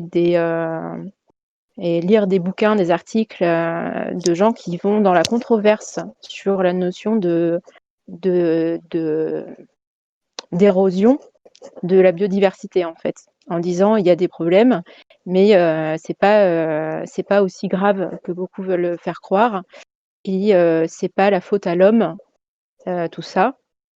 Et du coup, en fait, moi, ce qui m'intéresse là-dedans, c'est pas de mettre sous le tapis les problèmes, mais c'est de voir en quoi, en fait, politiquement, parce qu'en fait, on n'est pas scientifique, on n'est pas ni un laboratoire de recherche, ni un conseil scientifique, ou je sais pas quoi. On est un mouvement politique et on veut aller chercher ce qu'il y a derrière des débats qui sont souvent très émotionnels. Qui veut orienter les choses? À qui ça profite? C'est pour ça qu'on dénonce le Green New Deal avec la finance qu'il y a derrière et comment, en fait, il y a des fois des intentions justes qui sont manipulées par des grands groupes pour certaines choses. Et dans la question de la biodiversité, ce que j'ai pu constater notamment d'un type qui s'appelle Christian Lévesque, je ne sais pas si tu connais, mais je t'invite un peu à aller voir, ce qui permettra d'alimenter le débat, de voir le genre d'arguments qu'il développe. Et du coup, il a fait une analyse, il a fait un bouquin qui s'appelle L'écologie est-elle encore scientifique? Et il fait une analyse assez détaillée de ce que malheureusement, en fait, là où des religieux à une époque voulaient imposer une vision figée du monde, avec Linné notamment à l'époque qui avait fait l'inventaire en fait des espèces avec la fameuse taxonomie binomiale, comme on dit, pour dire en latin telle espèce on lui donne un nom, etc. Sa vision a été remise en question quand on a vu avec l'évolution que le monde en fait n'avait pas été créé. Enfin, tu connais, j'imagine, toute l'histoire de Darwin, etc. Mais du coup, il reste des biais idéologiques chez des gens qui sont pas du tout religieux et une vision fixiste des choses qui perdure en fait dans la manière de penser de scientifiques, même d'écologues très spécialistes de leur domaine d'écologie, mais qui vont chercher des choses qui correspondent à leurs préceptes en fait, et où en fait on cherche on va prendre en compte les résultats qui nous intéressent par rapport à notre conception de l'univers. Et donc voilà, moi je suis pas spécialiste de tout ça, c'est pour ça que ça m'intéresse de voir s'il y a des gens qui s'y connaissent et qui ont pu déjà voir quelle est la controverse et voilà, peser les choses, parce que pour moi ça va trop vite en conclusion de dire que on a passé la ligne rouge et que on n'a plus le temps de réfléchir. Voilà, il faut suivre Greta Thunberg pour faire les Friday for Climate. Il faut arrêter de faire des études. Moi, ça me paraît très dangereux de promouvoir des gens qui défendent la décroissance. Je sais pas, est-ce que toi, tu prends de la distance peut-être par rapport à ça, qui promeuvent la décroissance en disant je vais pas faire d'études parce qu'on va tous crever avant d'avoir nos diplômes, quoi. Oui, il y a effectivement des dimensions psychologiques assez énormes chez pas mal de militants de l'écologie. Il y a des dimensions psychologiques assez importantes chez les scientifiques qui travaillent sur ces questions-là. Je me rappelle avoir vu passer plusieurs témoignages de climatologues qui expliquaient que voilà, ils se rendaient à une conférence sur le climat et puis le soir à l'hôtel, ils pleuraient parce qu'ils étaient happés par le désespoir. Donc, je veux dire, les scientifiques sont des humains, sont faillibles, sont soumis à des pressions diverses et variées. Moi, je ne suis pas un scientifique de pointe sur les sujets de l'écologie, ni sur le climat, ni sur la biodiversité. Donc, d'une certaine façon, je fais confiance aux scientifiques. Évidemment, pour moi, la science ne doit pas sortir du champ de la démocratie, c'est-à-dire on doit avoir un regard citoyen sur ce que font les scientifiques, sur leurs pratiques et sur le fait que leurs conclusions doivent être scientifiques dans un premier temps et politiques uniquement en précisant qu'elles sont politiques, en sortant de leur position de scientifique et en commençant à éditorialiser le résultat de leur recherche. Les questions comme ça de philosophie des sciences sont pour moi extrêmement intéressantes. Je m'y suis intéressé à plusieurs reprises. Moi, je vais rester assez pragmatique, hein. Voilà, les scientifiques, pour moi, globalement, font leur travail. C'est pas de gaieté de cœur qu'ils annoncent des catastrophes. Ils appartiennent pas à une secte catastrophiste qui se complairait à trouver des mauvaises nouvelles dans leurs études. La plupart du temps, ils sont dégoûtés en fait de découvrir les résultats de leurs études, de constater à quel point c'est grave. C'est pour ça qu'il y en a certains qui sombrent dans la dépression. Donc moi, je me contente de les regarder, de voir que, moi, je vois pas de gros dysfonctionnements de la science sur ces sujets-là. J'entends souvent des gens qui me disent que voilà, quand on n'est pas pour l'idée du réchauffement climatique, alors on n'a plus de crédit, des choses comme ça. C'est possible, mais pour moi, c'est forcément marginal. Pour moi, la science, globalement, fonctionne plutôt bien. Le GIEC a beaucoup de défauts, mais il fonctionne plutôt bien. Voilà. Pour moi, globalement, on peut faire confiance aux scientifiques. Et malheureusement, ce qu'ils nous annoncent n'est pas très joli à voir et pas facile à entendre. Il y a Johanna qui fait une remarque, elle dit: «Je me suis rendu compte au cours de mes études d'ingénieur forestier que c'est le manque de développement qui pollue. Bien souvent, c'est ça». Et elle dit: «C'est le cas de la forêt à Madagascar». Et en fait, il y a beaucoup de scientifiques qui sont très sincères, dans leur approche de tirer la sonnette d'alarme. Le problème que j'identifie, c'est que en fait, ils sont pas du tout, compétents en économie et à la limite, on peut pas leur en vouloir. J'admets pas parfaitement cette remarque et je voudrais bien préciser qu'il y a plusieurs manières de définir le développement. Ouais. Attends, Si le attends. développement, il s'agit d'être dans l'émancipation, l'éducation et le fait d'avoir une science pragmatique, y compris sur ces sujets-là, je signe dès demain. S'il s'agit d'augmenter la taille de la méga machine, non, vous aurez compris. Je sais pas si tu as eu ma question. Est-ce que vous avez entendu ce que je viens de dire d'abord? Ouais, je pense que c'est D'accord. moi qui ai été coupé. Ouais, Tu peux répéter la question du coup? Excuse-moi de t'avoir interrompu. Ouais, non, mais j'étais coupé. Mais du coup, je lisais la question de Johanna qui est donc ingénieur forestier. Ça, tu as entendu? Oui. Et du coup, en fait, on peut pas leur en vouloir aux scientifiques de ne pas être compétents en économie, mais ils sont du coup manipulables parce que la première cause qu'identifie Johanna et qu'identifie aussi Christian Lévesque dans plusieurs de ses livres, Heu, en fait, c'est la pauvreté et c'est ce qui pousse, en fait, les gens à aller en brousse chercher de la viande. C'est ce qui pousse les gens à aller couper du bois pour chauffer et c'est ce qui fait que, les, étangs, même comme le lac Victoria, là où, il y a eu ce film, avec la perche du Nil, tu sais, le cauchemar de Darwin. En fait, c'est pas l'introduction de la perche du Nil qui est la cause première de la disparition des espèces, dans le lac. Christian Lévesque dit que c'est, en fait, la pollution parce qu'il y a pas d'infrastructure. Bon, il y a pas d'infrastructure pour traiter et quand bien même, en fait, disons, voilà, on renoncerait à tout un tas de technologies, si les gens sont là, et qu'il y a pas cette technologie, ça détruit la nature et à ce moment-là, le problème, ça devient les gens et c'est là qu'il y a une manipulation, justement, où on accuse l'homme. L'homme est systématiquement, disons, mis en cause comme quelque chose de mauvais, comme quelque chose qui interfère, comme quelque chose qui va trop vite et c'est la chose que nous, on dénonce, très fortement. Du point de vue qu'en fait, on a, disons une volonté de désindustrialisation de la part, de milieux qui ont une situation, dominante. Ce que tu décrivais tout à l'heure, il y a toi tu l'estimais peut-être à quelques, 1 ou 2 milliards de personnes qui ont une situation dominante. Nous, on estime que c'est un groupe plus restreint, qui est, celui de la City de Londres et de Wall Street et qui a, alimenté très fortement cette culture en fait de, la protection de la nature et vraiment cette culture. C'est-à-dire qu'aujourd'hui, ça a imprégné la pensée, à différents niveaux, jusque dans les écoles. Et là, il y a un livre qui est sorti de, Guillaume Blanc, qui est donc un historien, qui s'est spécialisé dans la question de l'écologie et qui a étudié tout le lien entre colonialisme et protection des parcs, naturels africains où, d'emblée les colons déclaraient que les modes de vie des habitants, qui étaient des modes de vie primitifs, hein, voilà. Quand les colons sont arrivés, je veux dire, voilà, c'était des sociétés traditionnelles, ça allait pas très vite.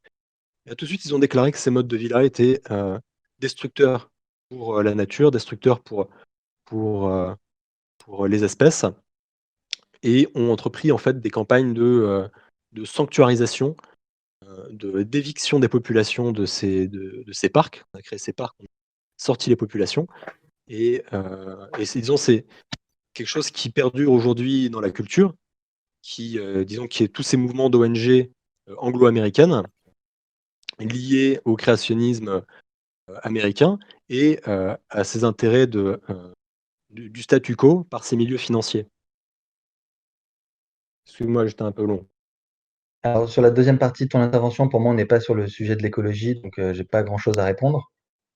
Sur la première partie, je connaissais ce débat sous la forme du pot catalytique. Est-ce qu'on ajoute un pot catalytique sur les échappements des voitures? Le pot catalytique, c'est un petit dispositif de dépollution. Ça coûte quelques dizaines ou quelques centaines d'euros selon les cas. Si on est à un stade de développement où on ne le met pas, alors on aura des villes qui seront pleines de particules et davantage polluées. Si on le met, ben, on résout en partie ce problème-là. Donc on a un air des villes qui est moins vite pollué grâce au pot catalytique. Donc en mettant un petit peu plus d'argent, en se développant, en apportant cette innovation, on résout en partie une des nuisances provoquées par la voiture. Bon, très bien.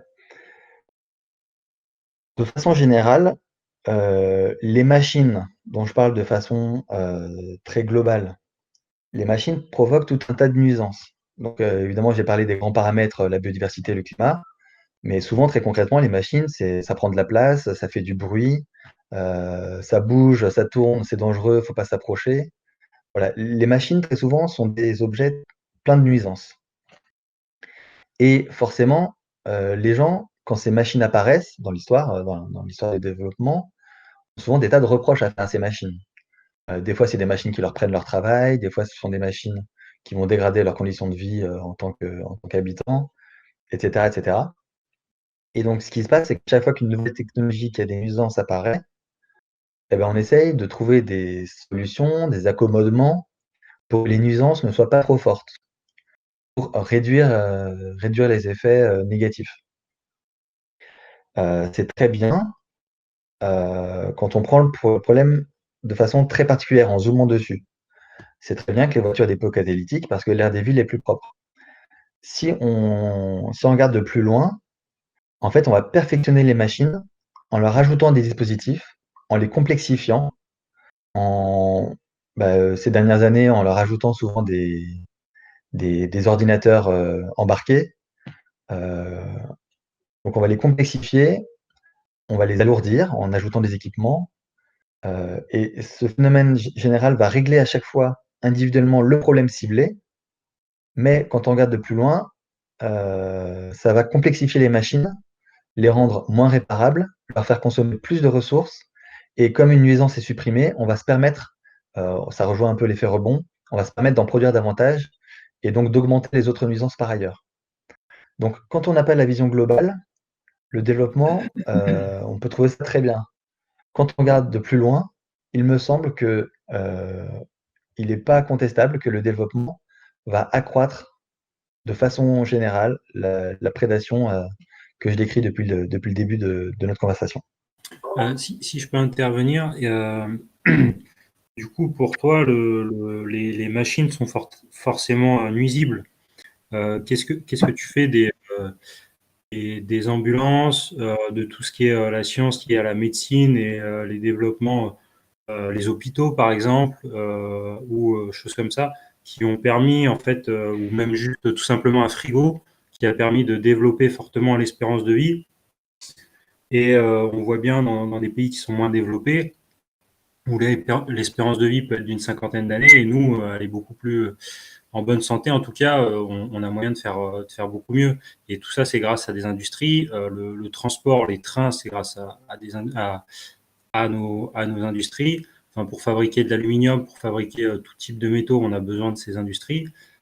Pour que ta nourriture vienne à toi, on a besoin aussi de ces industries-là. J'ai du mal en fait à voir, à voir où tu veux en venir, parce qu'on a quand même besoin de ces industries-là. Ou est-ce que toi tu mettrais une limite à ça?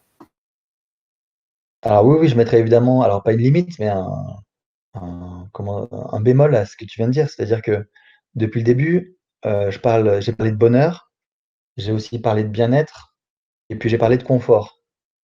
Hem, En fait, l'économie pour moi, sert à produire du bonheur. Donc, il y a certains pans de l'économie qui sont souhaitables, qui doivent se développer. L'éducation, la santé, pour moi, sont des acquis, à conserver. Maintenant, tu parlais des voyages en train. Pour moi, là, on est plus dans le confort. On peut vivre une vie très heureuse en ayant peu voyagé dans sa vie, en ayant utilisé que, je sais pas, des moyens de transport comme le train et le bateau et pas forcément l'avion et et et les moyens les plus énergivores. Donc, moi, je suis pour que le système économique soit réduit pour rentrer dans les limites planétaires, mais qu'on satisfasse les besoins de base, les besoins qui apportent vraiment du bonheur et de l'authentique satisfaction, et que par contre, on accepte de taper dans les conforts. Donc, il s'agit voilà, de pas être bourrin et de sélectionner quand même les secteurs où on va faire porter l'effort de décroissance. En fait, il y a 2 secteurs en particulier que je sors un petit peu de la logique de décroissance. Il y a la question de la santé. C'est très, très difficile de se dire qu'on va réduire le nombre de machines quand les machines, ce sont des IRM et des scanners qui vont sauver des vies. Et pourtant, les IRM et les scanners, voilà, ça consomme des ressources très particulières et ça peut poser des problèmes écologiques. Et l'autre secteur, alors c'est très différent dans sa nature, c'est le secteur spatial. Je pense que l'idée d'utiliser une partie de l'énergie pour découvrir l'univers, pour faire de la science fondamentale sur l'infiniment petit et l'infiniment grand, pour moi, ça aussi, ça peut sortir un petit peu du champ de la décroissance. Alors, voilà, pour moi, ce sont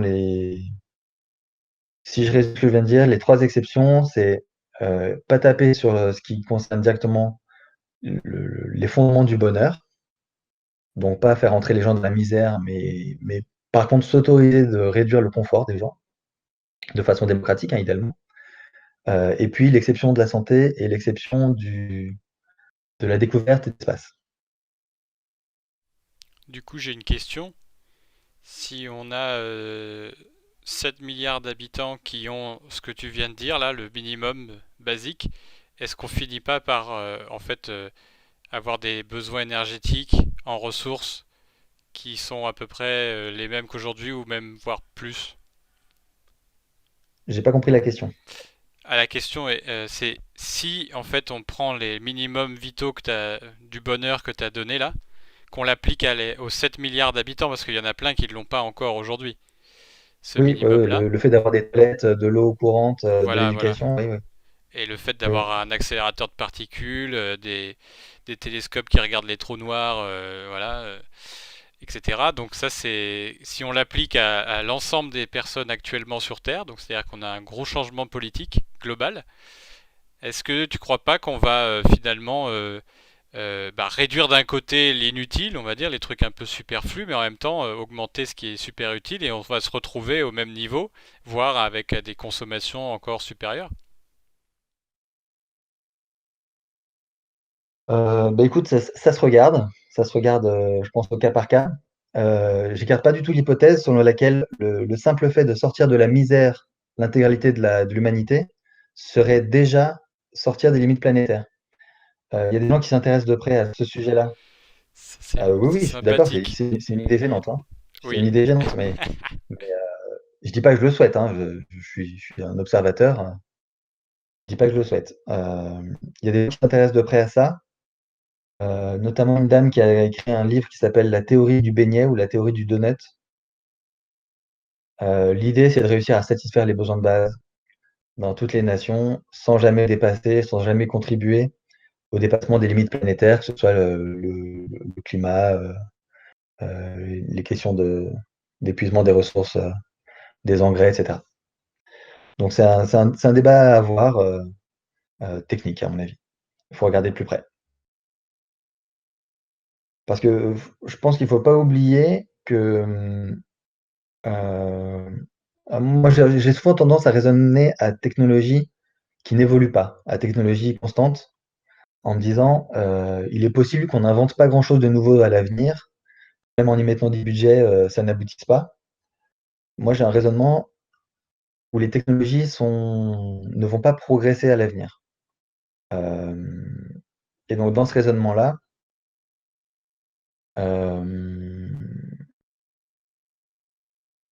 on peut raisonner de façon plus simple et plus facile. Et on peut examiner, est-ce que oui ou non, le fait d'atteindre tel ou tel niveau de développement, ça passe. Je me rappelle avoir écouté un militant écologiste qui s'appelle Julien Fosnitsa, qui disait que si en France on voulait être vraiment écolo et réintégrer les limites planétaires, il faudrait vivre comme un Philippin, comme un Brésilien ou comme un habitant de Notre-Dame-des-Landes. C'était à l'époque de l'occupation de la zone de l'aéroport Notre-Dame-des-Landes avant son annulation. Donc lui, ce qu'il estimait comme un mode de vie compatible avec les limites terrestres pour toute l'humanité, c'était le niveau de développement d'un Philippin, d'un Brésilien ou de quelqu'un qui vit de façon très, très pauvre et chiche en France. Ça fait rêver. Ouais, voilà, c'est un débat. Alors non, moi, mon idée, elle n'est pas du tout autoritariste. L'idée autoritariste, c'est maintenant vous vous taisez et vous allez vivre comme des Philippins, comme des Brésiliens, etc. Moi, mon projet, c'est de faire un débat démocratique où on va accepter de renoncer à un certain nombre de conforts et d'accepter de démanteler partiellement un certain nombre de secteurs industriels, ou puisqu'on a beaucoup désindustrialisé, de cesser un certain nombre d'importations pour réintégrer les limites planétaires. C'est là qu'il faut que tu détailles alors. Lesquels et pourquoi et à quel point, non? Excusez-moi. Mais surtout, moi, je rejoins aussi l'idée que si on est à technologie fixe, bah, c'est évident qu'il va y avoir des limites qui vont arriver. Technologie fixe, ça veut dire qu'on épuise ce qui existe et qu'on renouvelle pas ou on trouve pas quelque chose d'autre qui est plus intéressant, plus abondant. Donc, enfin, je veux dire, raisonner à technologie fixe, c'est un peu la méthode Coué. C'est qu'on est on est en train d'appliquer finalement ce que l'oligarchie voudrait qu'on fasse, c'est-à-dire qu'en gros qu'on fasse pas de technologie, qu'on reste, disons, tout le temps comment dire, dépendant de ce qui existe déjà, qui est de toute façon en grande partie possédé par des puissances industrielles et financières. Donc voilà, on est dans l'idée qu'on est dépendant de ce qui existe et c'est comme ça qu'elle nous. Après, plus il y a la rareté et plus ensuite il nous impose en fait d'être dépendant. Mais c'est pour ça, moi, je comprends pas le raisonnement technologie fixe. Enfin, c'est nier l'humanité pour moi. Alors, je vais le formuler autrement. Et je dis tout à l'heure qu'on n'avait pas inventé quelque chose de nouveau depuis la machine à laver et le transistor. Si on prend par exemple le développement rapide récent de la Chine, là, ça fait depuis les années 2000, une vingtaine d'années, qu'en Chine a émergé une immense classe d'ingénieurs par dizaines et dizaines de milliers. Et donc, on a brutalement accru le nombre d'ingénieurs qui travaillent dans le monde de 100 000, 200 000, 300 000, etc. Est-ce que vous avez remarqué une accélération de l'innovation et des ruptures technologiques? Moi, il me semble que non. Autrement dit, ma conviction personnelle, alors c'est juste un avis personnel, hein, c'est que on a inventé les choses qui étaient faciles à découvrir et je veux dire, pour moi, plus rien ne va être inventé par un bricoleur du dimanche dans son garage, parce que il y a des millions de bricoleurs du dimanche dans leur garage qui ont tenté plein de choses et que ça y est, ils ont produit ce qu'ils avaient à produire. Et selon moi, on va arriver dans les années qui viennent à un ralentissement de l'innovation. Pour moi, il est déjà en partie à l'œuvre, hein. Je parle des innovations de rupture, hein, pas des déclinaisons d'innovations précédentes dans des nouveaux secteurs. Pour moi, on va probablement assister à un ralentissement de l'innovation, tout simplement parce que, comme je disais, ce qui était facile à découvrir a été découvert, et les seules choses qui vont rester à être découvertes, ça va être les choses extrêmement compliquées à découvrir, soit parce qu'elles nécessitent des systèmes ultra complexes, de la très très haute technologie, et donc forcément, il n'y a que peut-être un seul ou deux laboratoires dans le monde qui vont travailler là-dessus. Je pense qu'il y a vraiment un effet comme ça, où ce qui était découvrable a été découvert. Bah, du coup, c'est peut-être pour ça qu'il faudrait pas Pardon. Je sais qu'en disant ça, j'irrite peut-être un peu votre côté développementiste à Solidarité et Progrès. Moi, ça me ferait militer pour complètement le contraire que la décroissance, parce que si les découvertes futures seront plus difficiles à faire et qu'il faut des hautes technologies, mettons le paquet. Tu vois? Comme je l'ai dit tout à l'heure, mon anticipation, c'est que par manque de certaines ressources, l'économie va de toute façon, même si on cherche à fond la croissance, va de toute façon décroître de façon non voulue dans les décennies à venir, sans que je connaisse évidemment l'avenir et comment ça se fera. Ça, c'est mon anticipation personnelle des choses, hein. Je pense que de toute façon, l'économie va entrer en récession, hein, de façon globale dans les décennies à venir. Donc pas pour des raisons purement financières, de krach financier, mais vraiment pour des questions fondamentales de quantité des ressources disponibles, d'énergie disponible. Et du coup, dans ce contexte-là, si on est vraiment en récession, on doit couper dans les budgets. Et mon anticipation, c'est qu'on coupera davantage dans les budgets de recherche que parce que en fait, quand on coupe les budgets de recherche, les scientifiques sont pas très nombreux et font pas des manifestations extraordinaires. Et on donnera la priorité aux besoins fondamentaux, ce qui risque d'ajouter une couche d'épaisseur au fait qu'on n'inventera rien de nouveau dans les décennies à venir. Alors évidemment, j'exclus pas du tout d'avoir complètement tort et qu'on puisse avoir des innovations de rupture plus ou moins surprenantes à l'avenir. Il y a une question justement de Nadia qui est pas vraiment une question, mais c'est elle dit: je veux pas être agressive, mais le principe même de l'invention, c'est la surprise. Rien n'a été facile à découvrir. Il y a toujours eu un effort. Il s'agissait pas de soulever un caillou et d'y trouver la radioactivité.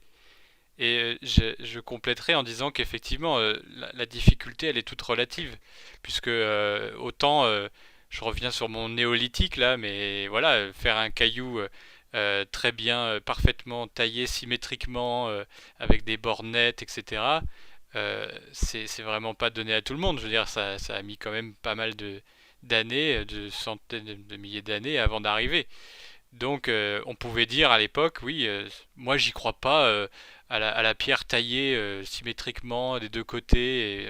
Non, j'y crois pas, c'est trop difficile. Bah, après, il y a des gens qui se sont dit, bah on va s'y mettre quoi. Donc la question c'est pourquoi aujourd'hui, au XXIe siècle, on serait limité là-dedans? Pourquoi ce serait un peu la fin de l'histoire de l'innovation?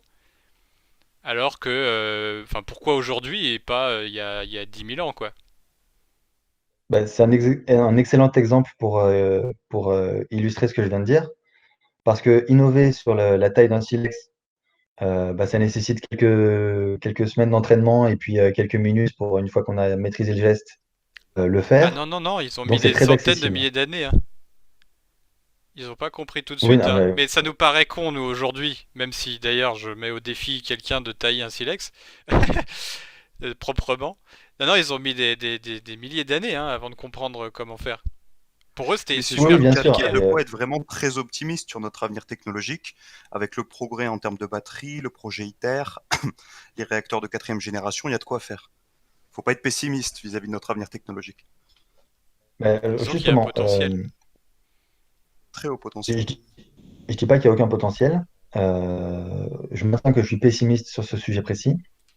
Et les exemples que vous me fournissez sont vraiment illustrent ce que je viens de dire. Euh, Tailler un caillou, c'est de la basse technologie. Je dis pas que c'est pas très technique. Je dis pas que ça n'a pas mis des siècles ou des milliers d'années à être vraiment maîtrisé. Mais voilà, un homme qui a jamais vu la chose, si quelqu'un lui explique, avec juste quelques cailloux qu'il a trouvés dans la bonne carrière et les instructions ou le modèle qui le fait, c'est maîtrisable avec une seule personne qui explique à une seule personne avec peu de temps et peu de moyens. Les projets que vous venez de citer, ITER et les autres, ce sont des projets qui sont de grande envergure, qui impliquent des dizaines de milliers de techniciens sur souvent plusieurs pays, Mhm. des scientifiques de haut niveau. Et pour moi, ces innovations-là, dont j'exclus pas du tout qu'elles puissent être fertiles, c'est-à-dire donner naissance à des savoirs nouveaux et à des nouvelles techniques, sont bien plus difficiles à mettre en œuvre et le seront d'autant plus que, comme je disais, je suis également pessimiste sur le fait qu'on soit dans un régime de croissance pendant longtemps. Et donc, juste pour résumer, on a une technologie qui est de plus en plus dure à mettre en œuvre, mais on a des gens qui sont de plus en plus formés pour la mettre en œuvre. Donc en fait, la difficulté, elle tient juste à la formation scientifique des gens. Donc si on forme les gens scientifiquement, aujourd'hui il y a très très peu de gens qui veulent faire de la physique des plasmas, par exemple. Préfèrent être youtubeur que faire de la physique des plasmas. Mais faire de la C'est physique pas des plasmas, tendance. c'est plusieurs années Mais d'études. bien sûr, mais ce que je veux dire, c'est qu'il y a des priorités dans la vie. Alors, il y a Mais Xen Mouse, d'ailleurs, qui justement voulait aborder la question du nucléaire. Donc, je sais pas si là, la réponse qu'a donnée Jérôme lui suffit ou s'il voulait aborder un peu plus le sujet. Xen Mouse, je sais pas comment on dit ton pseudo là. Normalement, tu peux prendre le C'est-à-dire micro. sur le sujet du nucléaire civil, peut-être? De l'actuel? Ouais, je crois. En tout cas, il est la question de la fusion au tout début, en posant la question de est-ce que c'est pas justement la perspective qui doit être absolument visée, quoi. qui doit être vu comme un impératif depuis 40 ans et qui, dans les faits, ne l'a jamais été vraiment par les gouvernements contemporains.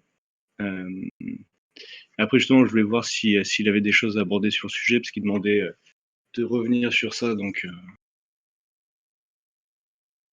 mais pour toi, le nucléaire, tout ça, c'est. Je ne suis pas du tout un spécialiste de la fusion, je maîtrise pas ce dossier-là particulier.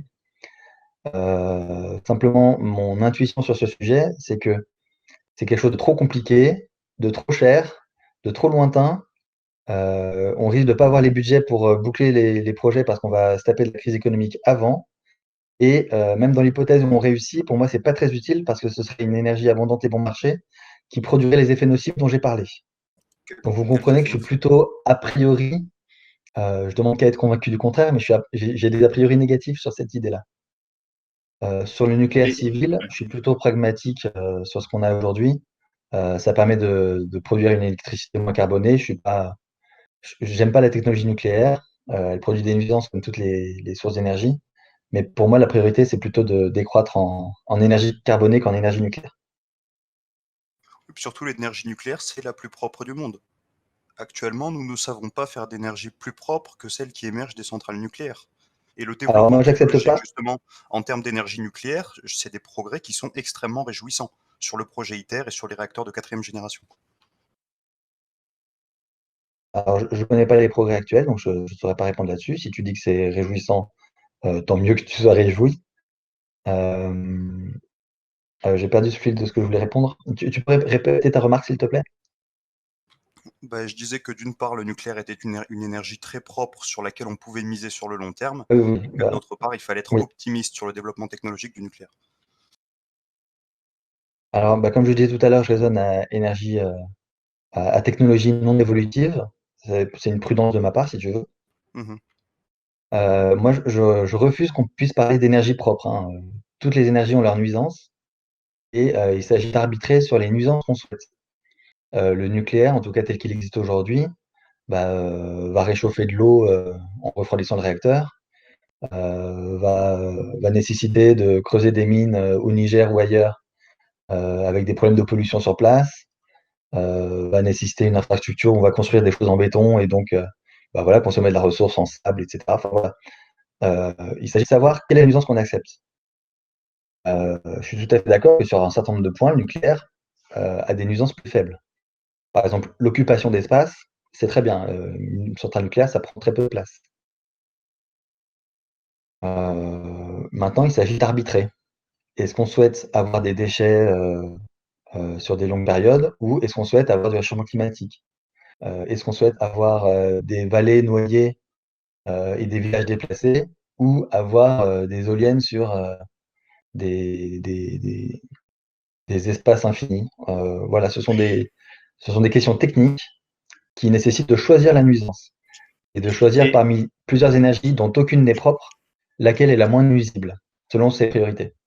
et est-ce que le contexte actuel d'une oligarchie qui est en place, et c'est à se demander si l'humanité encore a jamais vécu libérée de l'oligarchie, est-ce que c'est vraiment le moment de se poser cette question en fait, tant qu'on ne s'est pas libéré de cette oligarchie? De se poser quelques questions.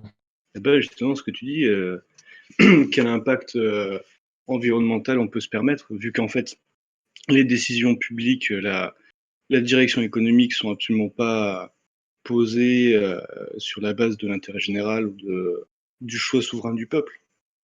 Donc, est-ce que c'est possible de se poser sereinement la question aujourd'hui? Alors, je vois bien que chez certains parmi vous, il y a cette idée que l'oligarchie souhaite qu'on soit peu, comment dire, souhaite nous maintenir dans un état moins développé, etc. Euh, Moi, si vous avez compris ma logique, je suis dans l'idée que plus on est riche, plus on a un niveau de vie élevé, plus on a des consommations énergétiques et des consommations matérielles importantes, plus on est une nuisance pour l'environnement. Et donc, dans mon idée, ce sont les pays riches qui doivent fournir le plus d'efforts, et au sein des pays riches, ce sont les oligarques qui doivent fournir le plus d'efforts. Donc moi, j'ai pas de difficulté à dire qu'il faut quand je dis qu'il faut démanteler une partie de l'industrie, ça veut dire démanteler ou en tout cas faire descendre de son piédestal une partie de l'oligarchie. Par exemple, vous prenez un industriel du secteur du luxe. Typiquement, le secteur du luxe, c'est évidemment quelque chose qui est davantage superflu que d'autres secteurs. Moi, je ne serais pas contre qu'on. Alors, je vais forcer le trait, qu'on confisque son entreprise à quelqu'un qui possède un empire du luxe et qu'on le démantèle en partie. Mais s'il veut pas, qu'il délocalise et que du coup la France perd les bénéfices. Alors ça pose un autre problème qui est un problème politique extrêmement difficile à surmonter. C'est le fait que dans mon idée, dans mon objectif de décroissance, On va voir si le tu premier connais tes pays qui dossiers. décroît, le premier pays qui décroît se met en position de faiblesse par rapport à un contexte international. Mhm. C'est-à-dire que si c'est pas fait de façon globale, c'est extrêmement compliqué. C'est-à-dire que si un pays, mettons que à la prochaine élection présidentielle en 2022, personne ne l'ait vu et en fait, il y a un candidat décroissant qui va sortir du chapeau et qui soit élu en France. Bon, il veut décroître, donc il se dit bon bah je vais confisquer un empire du luxe à, je sais plus si c'est Pinault ou Arnaud ou je sais pas qui. Je vais lui confisquer, je vais le démanteler. En fait, c'est extrêmement compliqué parce que il sera prisonnier des règles européennes. C'est une partie de mon engagement à l'UPR qu'on retrouve ici. Il sera prisonnier du fait que les entreprises peuvent partir. Et pire, s'il fait décroître son économie, il va forcément mettre son pays en situation de vulnérabilité géopolitique, au moins dans un premier temps. C'est-à-dire que le premier pays qui décroît, qui réduit son économie, ben voilà, Il se fait racheter par la son Chine. économie, voilà, peut se faire racheter. En schématisant, c'est ça l'idée. Donc, soit on part du principe qu'il faut mettre un maximum de barrières, isoler le pays, et ça pose toute une série de problèmes politiques extrêmement difficiles à surmonter. Donc, auquel cas, le pays risque d'être complètement isolé sur la scène internationale. Soit on part du principe qu'il faut que tout le monde soit d'accord, et ça n'arrivera jamais. Donc là, il y a finalement une sorte d'impasse qui rend quasiment impossible, ou en tout cas extrêmement difficile, sur des bases politiques telles qu'elles sont posées actuellement, Mhm. pour un pays d'entrer sur la voie de la décroissance. Et pourtant, il me semble, puisque vous avez compris, j'étais plutôt pessimiste sur ce qui allait se produire dans les décennies à venir, qu'un pays qui entrerait dans cette voie-là se préparerait à un avenir où l'énergie est disponible de façon très contrainte, développerait des technologies ou des innovations, et pas forcément, je parle pas forcément de haute technologie, hein, je parle d'innovation sociétale. Voilà, le pays s'organiserait dans un contexte de faible consommation énergétique et de faible prédation sur les ressources, et donc serait beaucoup mieux préparé que les autres pays au pic pétrolier le jour où il arrivera, et à d'autres sortes d'événements. Donc il me semble qu'un pays qui s'engagerait sur la voie de la décroissance serait beaucoup plus résilient. Je prends la parole pour dire que on va aborder un dernier sujet et ensuite on ira dans les salons voilà, pour discuter un peu plus informellement. C'est sur la question de l'exploration spatiale. Parce qu'en fait, qui parle décroissance parle de justement se retrouver sur une planète sans forcément pouvoir la quitter ou pouvoir la protéger ou pouvoir développer autre chose. Et donc, moi, je voudrais savoir, c'est quoi ta conception de l'exploration spatiale, puisqu'il me paraît, en fait, en tout cas, pour moi, ça me paraît hasardeux, justement, de laisser le sort de la planète à, par exemple, un astéroïde tueur quelconque, à tout un tas de choses qui peuvent arriver de l'extérieur, etc., ou le soleil, ou tout un tas de phénomènes. Donc moi, je voulais savoir qu'est-ce que bah, toi, par exemple, tu proposes par rapport à ça. Alors ce que je propose, alors moi j'ai pas de politique spatiale à proposer.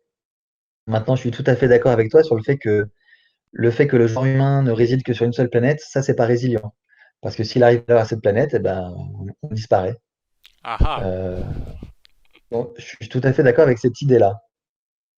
Maintenant, ce que je fais remarquer depuis le début, c'est que on a, selon pour moi des indicateurs objectifs, on a énormément dégradé la nature en seulement quelques siècles, voire même surtout en quelques décennies depuis l'après-guerre. Et donc, ça va très, très, très vite. Moi, il me semble que la conquête spatiale, c'est un enjeu de très long terme. C'est un enjeu sur des siècles, voire des millénaires. Quand on pense, je sais pas moi, une des idées qui est très courante en science-fiction et qui pourrait être envisagée à plus long terme, c'est de terraformer d'autres planètes pour les rendre habitables à l'homme.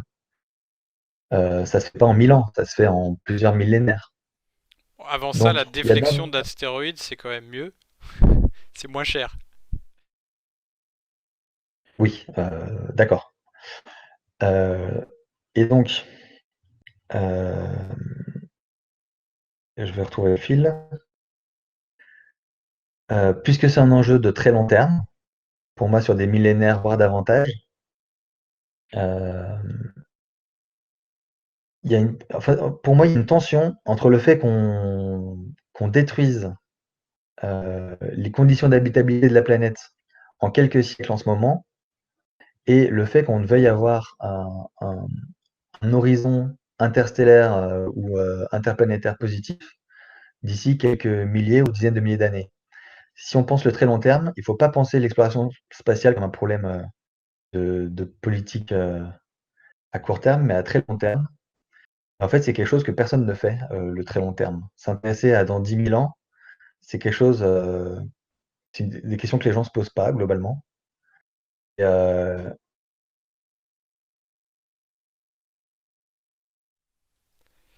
Mais parce que là, ça revient à la question de on rend une planète habitable. Puisque là, c'est la grande question. Si on arrive en fait à terraformer une planète, ça veut dire qu'on est capable de faire en sorte que notre propre planète soit habitable, par définition. non, non, non, non, je suis pas d'accord avec Bah, ça. ça veut dire qu'on sait qu'est-ce qui fait qu'elle sera habitable, donc ça veut dire qu'on n'aura pas fait les conneries. Enfin, c'est pas automatique, mais ce que je veux dire, c'est que ça peut suggérer que on a fait ces découvertes-là. Et moi, ce que je dis, c'est que, en fait, là, depuis tout à l'heure, on parle de limites, etc. Nous, on a essayé de parler du nucléaire, de tout ce qui est. Nous, on parle beaucoup de la densité de flux énergétique, la densité d'action. C'est-à-dire toutes ces choses qui font qu'une découverte n'a de sens que si elle densifie l'action pour pouvoir faire plus de choses avec moins d'efforts, avec moins d'espace, avec moins de ressources incorporées. Donc en fait, il y a aussi cette question que, disons, habiter une planète, c'est aussi faire en sorte que notre action soit plus dense, donc moins extensive, d'une certaine manière. Donc il y a cette idée-là qui est sous-jacente dans notre vision de l'écologie. Et disons, évidemment, l'idée d'aller dans l'espace, c'est pas pour aller juste voir une autre planète parce qu'on aura pollué tellement celle-là que on pourra plus rien faire.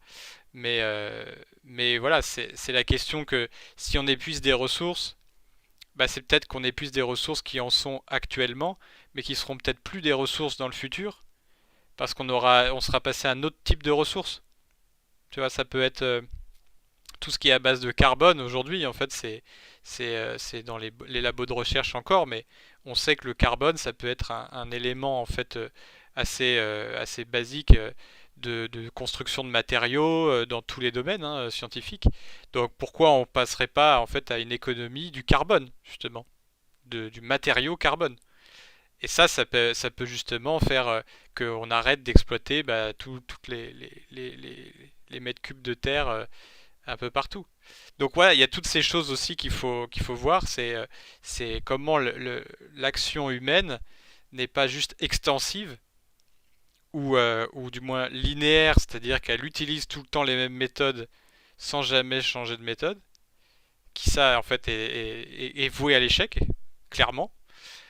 Mais comment on fait pour avoir une méthode qui soit plus intelligente de densifier son action, densifier disons la puissance en fait qu'on va appliquer pour, pour créer des choses.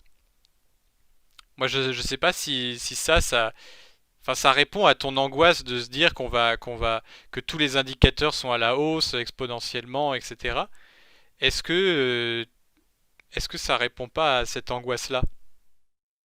Alors, je ne sais pas trop quoi répondre sur la question de la densité. J'ai un peu de mal à saisir exactement ce que recouvre cette notion-là. Le faire plus avec moins, évidemment, ça c'est quelque chose que toute structure humaine a vocation à essayer d'appliquer, hein. De la tribu qui essaye d'avoir des ressources plus proches et qui plante les arbres qui l'intéressent plus près de son village, à une entreprise ultramoderne qui essaye de produire un téléphone portable avec un peu moins de tel ou tel métal parce qu'il est un peu trop cher. Voilà, faire plus avec moins, c'est un universel de l'histoire de l'humanité. Voilà, je ne sais pas trop quoi répondre de plus là-dessus. Pour poursuivre un peu sur la question de la terraformation et du très long terme, moi je peux me prendre un peu à rêver à ce que une humanité plus sage ait réussi à pas flinguer l'habitabilité de la planète en quelques siècles, et à ce que, je sais pas moi, une fois par millénaire, on organise un grand événement pour envoyer sur une autre planète de quoi la terraformer. Je veux dire, cette lenteur d'envoyer une mission tous les millénaires est compatible avec le très long terme dont je parlais tout à l'heure. Je crois qu'il y a une réponse à laquelle j'ai pas du tout répondu. Non, moi j'ai juste une question, c'est est-ce que le fait de cantonner l'humanité à une seule planète, finalement, c'est pas baisser les bras quant à l'idée de faire de, de cet univers quelque chose de plus harmonieux, de plus intelligible et de plus heureux, finalement, puisqu'on parlait de bonheur. S'il y a le bonheur, c'est parce qu'il y a des êtres humains. S'il n'y a pas d'êtres humains dans l'univers, il n'y a pas de bonheur. Moi, j'ai aucune objection à ce que l'humanité se répande dans l'espace intersidéral. Tu dis ça avec un enthousiasme. Non, non, moi, j'ai lu pas mal de science-fiction. Non, pas toi, juste avant. Juste avant, Ah, il disait ça avec un enthousiasme, c'était fou. Bon. Pardonnez-moi. Ah non, mais je suis très heureux de penser que l'humanité peut rendre l'univers heureux, oui. Tout à l'heure, je disais que même dans un désert, installer une grande infrastructure humaine, c'est détruire un milieu naturel. Par contre, sur d'autres planètes, a priori, la vie n'y est pas. Et donc, il n'y a pas de limite à l'expansion. Il n'y a pas de problème écologique qui se pose, selon moi. Et donc, j'ai aucune objection théorique au fait qu'on parte sur d'autres planètes. La seule objection que j'aurais, c'est qu'évidemment, l'industrie spatiale, il ne faut pas qu'elle soit trop gourmande en ressources et trop productrice de pollution. Et du coup, s'il y a une planète où il y a de la nature, on fait quoi? On reste à côté parce qu'on risquerait de la souiller? Ouais, tout à l'heure, je disais que ça n'avait aucun sens de mettre sous cloche la nature parce qu'elle est évolutive de toute façon sur longue durée. Contrairement à ça, si on trouve une planète avec de la vie, pour moi, il faut la mettre sous cloche. C'est-à-dire non-intervention totale et seulement de l'observation sans intervention. Et qu'est-ce qu'on fait si on voit une planète avec une civilisation qui envoie des individus de leurs espèces sur une autre planète où il y a de la nature, et du coup, on aurait la civilisation en question qui risquerait de souiller la planète numéro 2. On va faire une guerre intersidérale pour les empêcher de souiller la deuxième planète? C'est une question stimulante. Pour moi, C'est stimulant. Pour conclure, c'était une bonne à question. ce stade, voilà, ça fait 2 heures qu'on discute et c'est vraiment passionnant. Et merci beaucoup d'être venu, Jérôme. C'est vraiment, voilà, c'est chouette de pouvoir discuter, controverser. Oui, merci. C'est un plaisir. Ce qu'on propose, en fait, c'est de passer dans les salons. Mais avant ça, en fait, on vous annonce que vendredi prochain, ce sera Jacques Cheminade qui sera présent sur le serveur. Voilà, vous êtes tous invités à venir écouter ce qu'il a à dire sur la situation aux US. Voilà, on a un parti frère aux États-Unis, donc on a, une vision de ce qui se passe là-bas qui est, de terrain et on n'a pas le filtre, que malheureusement la France a, quand vous voyez par exemple, Joe Biden qui est vraiment un néoconservateur, un va-t-en-guerre et aujourd'hui c'est la référence de nos journalistes, soi-disant bien pensants, là on voit qu'il y a quand même un gros problème. Ce sera vraiment intéressant de venir, voir ce que Jacques a à dire sur cette, situation américaine qui est loin d'être définitive et qui en tout cas a défié les pronostics de l'establishment, quoi. Vu qu'il y a quand même un vote qui est quand même présent, beaucoup plus que ce qu'on nous a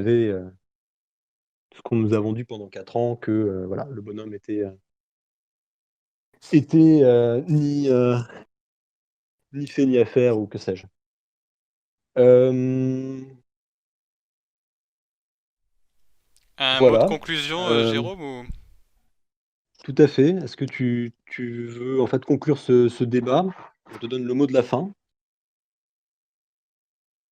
Oui, bah, les sujets que j'ai abordés tout au long de la soirée, pour moi, dépassent assez largement le cadre d'un seul pays ou d'une seule nation.